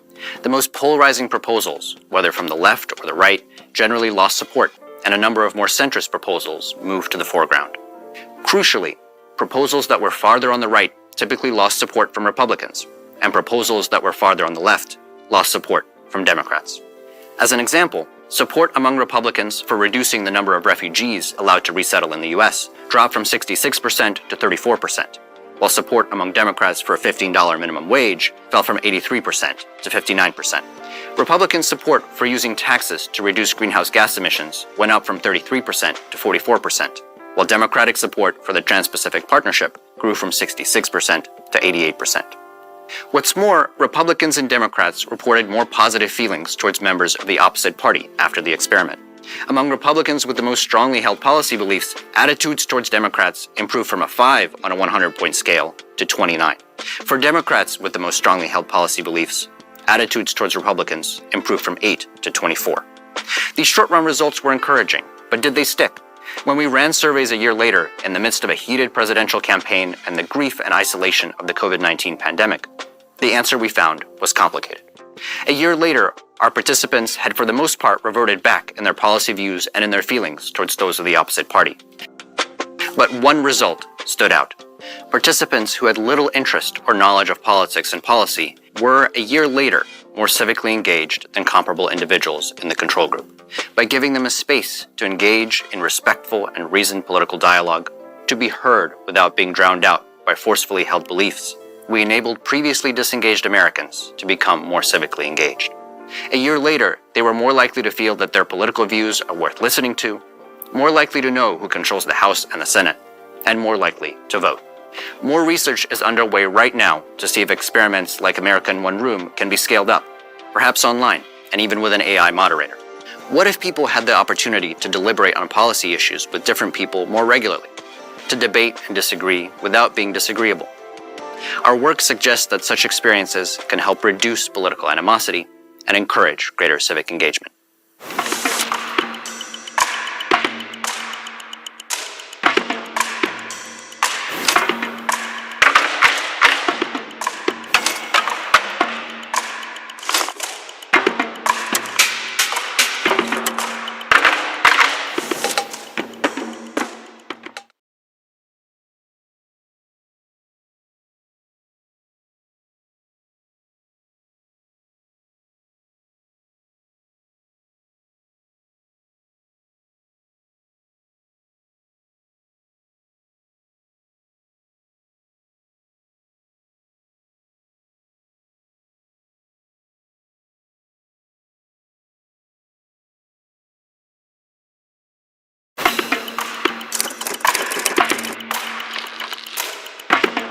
Is Russia inherently imperialist and expansionist? Must Russia, by some innate cultural or civilizational trait, seek to conquer its neighbors? No. Russian aggression is not innate, it is a choice, and Russia's rulers could make different choices. Russian aggression stems from what I call Russia's geopolitical conundrum. Russians, especially elites in Russia, have long harbored an abiding sense of living in a providential country with a special mission in the world. But for half a millennium, Russian foreign policy has been characterized by soaring ambitions that have exceeded the country's capabilities. Russia strives to be a great power of the first rank, but finds again and again that Western countries are more powerful. This spurs resentment towards the West for supposedly underappreciating Russia's uniqueness and importance. It also spurs attempts to manage or even overcome the gap with the more powerful West. Russia's rulers invariably look to the state as their instrument to manage or close the gap with the West. They impose coercive state-led modernization to try to beat Russia into being more competitive while also trying to undermine Western power, unity, and resolve. This quest for a strong state, however, invariably devolves into the personal rule of a single individual. One thinks of the czarist autocrats from Ivan the Terrible and Peter the Great to the Alexanders and the Nicholases, and the communist general secretaries such as Lenin and Stalin, down to today's imitator of the czars, Vladimir Putin. Instead of getting a strong state, Russia gets a would-be despot who conflates his personal interests with Russian national interests, conflates the survival of his personal regime with the survival of Russia. And so, despite all the differences over time between Tsarist Russia, the Soviet Union, post-Soviet Russia, this pattern has held in a paradox. The efforts to build a strong state have invariably led to subverted institutions and capricious personalistic rule, which has only worsened the very geopolitical conundrum, falling behind the West, it was supposed to fix. The danger for Russia's neighbors has been evident. Russia has no natural borders except the Pacific Ocean and the Arctic Ocean, and to an extent the enormous mountain range in Russia's south, stretching from the Caucasus to the Himalayas. Russian security has thus traditionally been partly predicated on moving outward in the name of preempting external attack, to seize its neighbors before Western countries could use them as supposed springboards for invasion of Russia. Today, too, smaller countries on Russia's borders are viewed less as potential friends than as potential beachheads for enemies. In fact, this sentiment was only strengthened by the Soviet collapse. As has been made abundantly clear, President Putin and many others among Russia's elites do not recognize the existence of a Ukrainian nation separate from a Russian one. He views all states on Russia's borders, now including independent Ukraine, as weapons in the hands of Western powers intent on wielding them against Russia. Russia's foreign policy orientation, in other words, is almost a condition, a syndrome. But to repeat, it is ultimately a choice. If Russian elites could somehow relinquish their unwinnable competition with the West and acknowledge that Russia not only cannot, but need not be an absolute great power of the first rank, they could set their country on a less costly, more promising course. In this connection, we can think of Britain and France in the first instance, and the Netherlands and Portugal to a lesser extent, although all those cases involved overseas empires. We can also think of Nazi Germany and Hirohito's Japan, which were crushed in war. Until Russia brings its aspirations into line with its actual capabilities, it will not become a, quote, normal country. Even if it can somehow recover the rise in its per capita GDP experienced in the early years of Putin's rule. Whether even a transformed Russia would be accepted into and merge well with Europe is an open question. But the start of the process would need to be a Russian leadership able to get its public to accept permanent retrenchment and agree to embark on an arduous domestic restructuring. You wouldn't be alone in noting that a Russian regime run by Vladimir Putin seems unlikely to ever want to make that case. Someday, Russia's leaders may come to terms with the glaring limits of standing up to the West and seeking to dominate Eurasia. Until then, Russia will remain not another necessary crusade to be won, like the Cold War, but a problem to be managed.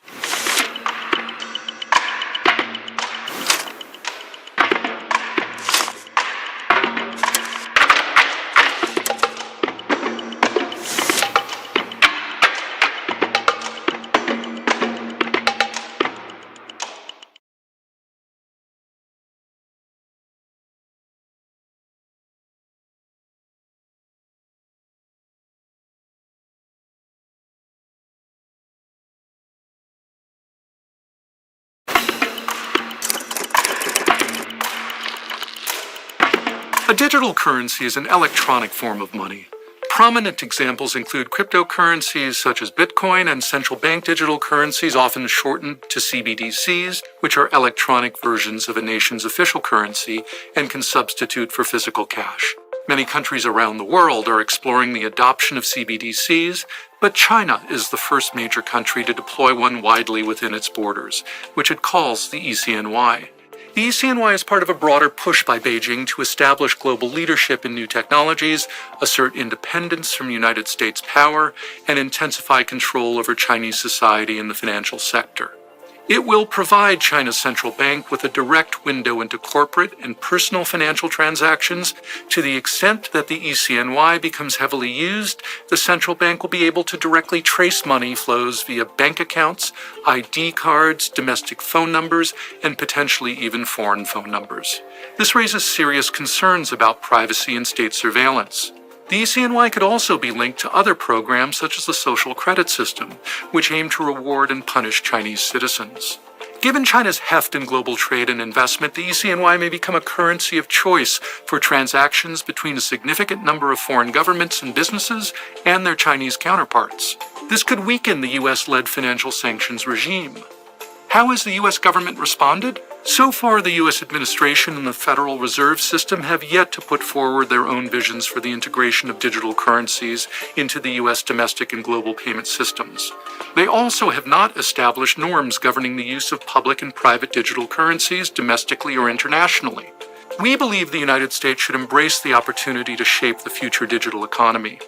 First, the United States should move quickly to determine the appropriate nature and role of digital currencies within our economy. Second, the United States should attempt to prevent the ECNY from undermining U.S. geoeconomic and strategic influence, which stems in large part from the dominance of the U.S. dollar in the global economy. And third, the United States should take adequate steps to prevent the global spread of payments arrangements based in Chinese currency, including the ECNY, from threatening individual freedoms and human rights. More broadly, the United States needs to determine how payment systems should work within the digital economy. We need to establish standards that still allow CBDCs, fast payment systems, and private payment methods like the use of stablecoins to safely facilitate various forms of economic transactions. The United States should also position itself as a global leader in the digital currency space. That means creating and promoting a global framework of regulatory principles that is consistent with U.S. expectations concerning consumer protection, privacy, financial anti-crime compliance, financial stability, and the protection of monetary sovereignty. While it is crucial that the United States develop its own CBDC technology, this does not imply that the United States should necessarily deploy its own central bank digital currency. Digital currency designs that maintain the privacy of Americans, defeat illegal payments, and provide for a competitive, inclusive, and innovative payments landscape could come from the public or the private sector. Either way, the Federal Reserve, the Congress, and the executive must act soon.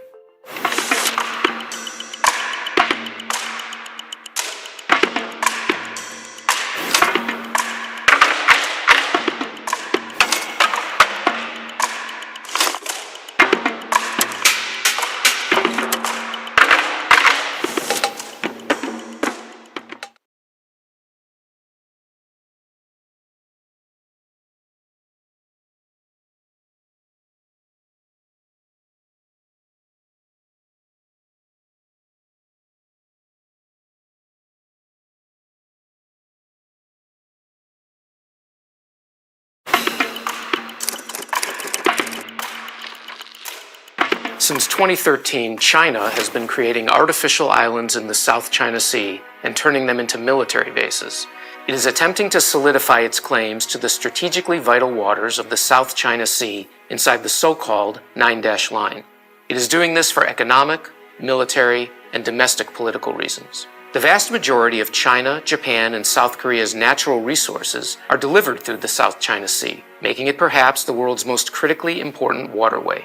And by laying claim to islands in the region and building bases from which to project military power, China is making progress toward its goal of becoming the dominant military power in the region. To some, what China does in far-off Southeast Asia doesn't have anything to do with us, but China's behavior should concern us for several reasons. The integrated waters of the Sea of Japan, the Yellow Sea, and the East China Sea and South China Sea are as vital to the history, identity, and trade of Eastern Asia as the Mediterranean is to Europe. Through its waters pass $5 trillion worth of goods every year. China's claims and island-building campaign flouts international law, and Beijing ignored The Hague's International Court of Arbitration when it ruled against China in 2016. China's actions also demonstrate that Beijing is not the reliable partner that it has claimed to be. In 2015, President Xi Jinping nominally pledged that the islands they were building would be used for civilian purposes. Instead, they have been weaponized, flatly contradicting China's claim of a peaceful rise. Further, by militarizing the islands, Beijing is increasing the chances of regional military conflict, since other nations like the Philippines, Brunei, and Taiwan claim some or all of the islands and waters claimed by China. These militarized islands make it easier for China to intimidate its neighbors in the region. In short, China's expansion into the South China Sea threatens international law and regional stability, potentially holds the global economy at risk, and challenges the long-standing principle of the freedom of navigation that the United States has underwritten since the end of World War II. Unfortunately, when we figured out the extent of their operations, our response was to do very little. We put no pressure on China to halt their development. So, what can the United States do about it now? America needs to recover its appreciation of the strategic importance of Asia's inner seas and rimlands if it is to come up with a realistic strategy to preserve both its power and its influence in the Indo-Pacific region. American power must be commensurate with the commitments it has made. Losing one part of the Asiatic Mediterranean will certainly cause allies and partners in other parts to consider either severing ties with the United States or declaring neutrality so as to preserve their own freedom of action. A hard-earned lesson we learned in the aftermath of World War II was that putting even just a little bit of pressure early on could have changed the calculations of our antagonists and prevented further warfare. Russia's recent invasion of Ukraine should remind us that wars between states are still possible.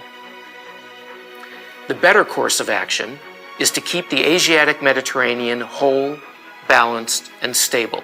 Only then can America be certain that the vital rimlands of Asia will remain free from conflict.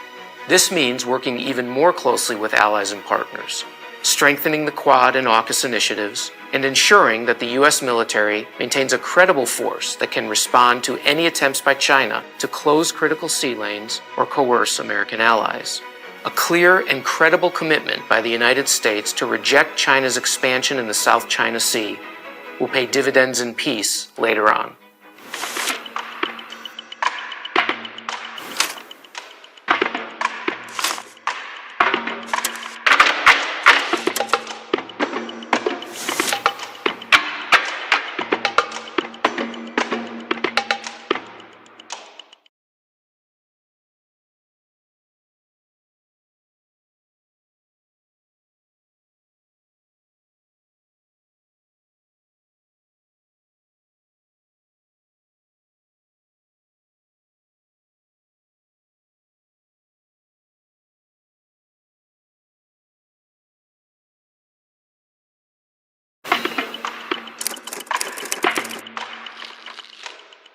When I was a graduate student some 40 years ago, military history had already become unfashionable on campus, and the academic neglect of war is even more acute today. Military history as a discipline has atrophied, with very few professorships, journal articles, or degree programs. After the carnage and savagery of the 20th century's world wars, leaders and governments attempted to refashion international politics with therapeutic organizations to make war a thing of the past. The League of Nations and the United Nations both fostered the hope that global cooperation would lead to collective security and international order. Nuclear weapons and mutually assured destruction were supposed to make future conflicts unthinkable. Yet our world today is as violent and conflict-ridden as ever. And whether we like it or not, the central issue in our life is whether we are going to have a war. Therefore, studying military history is, in essence, an attempt to prevent it, or at least ameliorate its catastrophic effects. The importance and challenge of the academic study of war is to elevate general interest into a more serious and widespread understanding, one that seeks answers to such questions as, why do wars break out? How do they end? Why do the winners win and the losers lose? How best to avoid wars or contain their worst effects? A wartime public illiterate about the conflicts of the past can easily find itself paralyzed in the acrimony of the present. Without standards of historical comparison, it will prove ill-equipped to make informed judgments. This concept dates back to at least 400 BC, when Thucydides wrote his history of the Peloponnesian War. By studying that war, Thucydides believed people would be better prepared to interpret future conflicts. Human nature, emotions, and rhetoric remain constant over the centuries and are thus generally predictable. Indeed, by ignoring history, the modern age is free to interpret war as a failure of communication or of diplomacy, as if aggressors don't know exactly what they're doing. Yet it's hard to find many wars that result from miscommunication.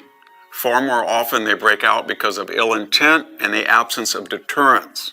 Military history is as often the story of appeasement as of warmongering.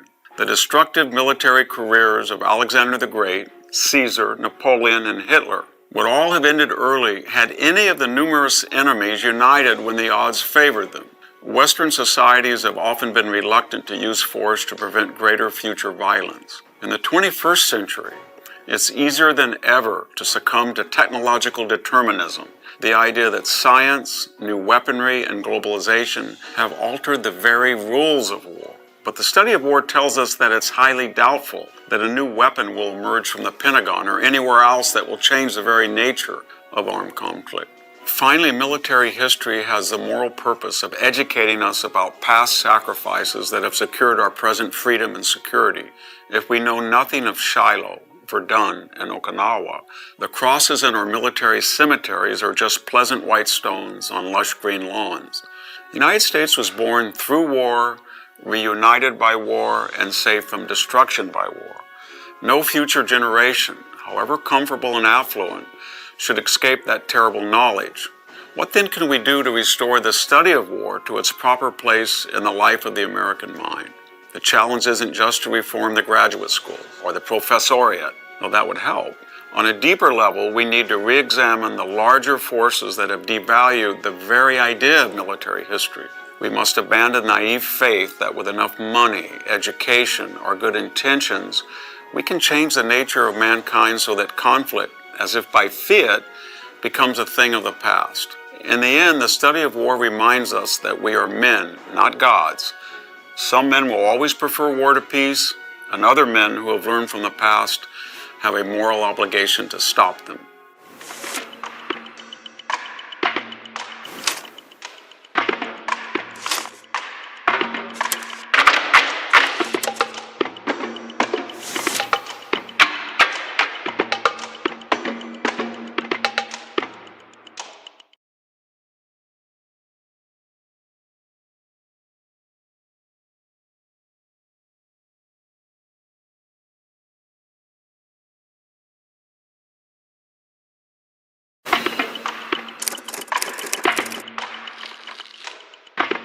Russia's brutal invasion of Ukraine has ignited the largest war in Europe since World War II, indiscriminately spilling the blood of thousands of Ukrainian soldiers and innocent civilians.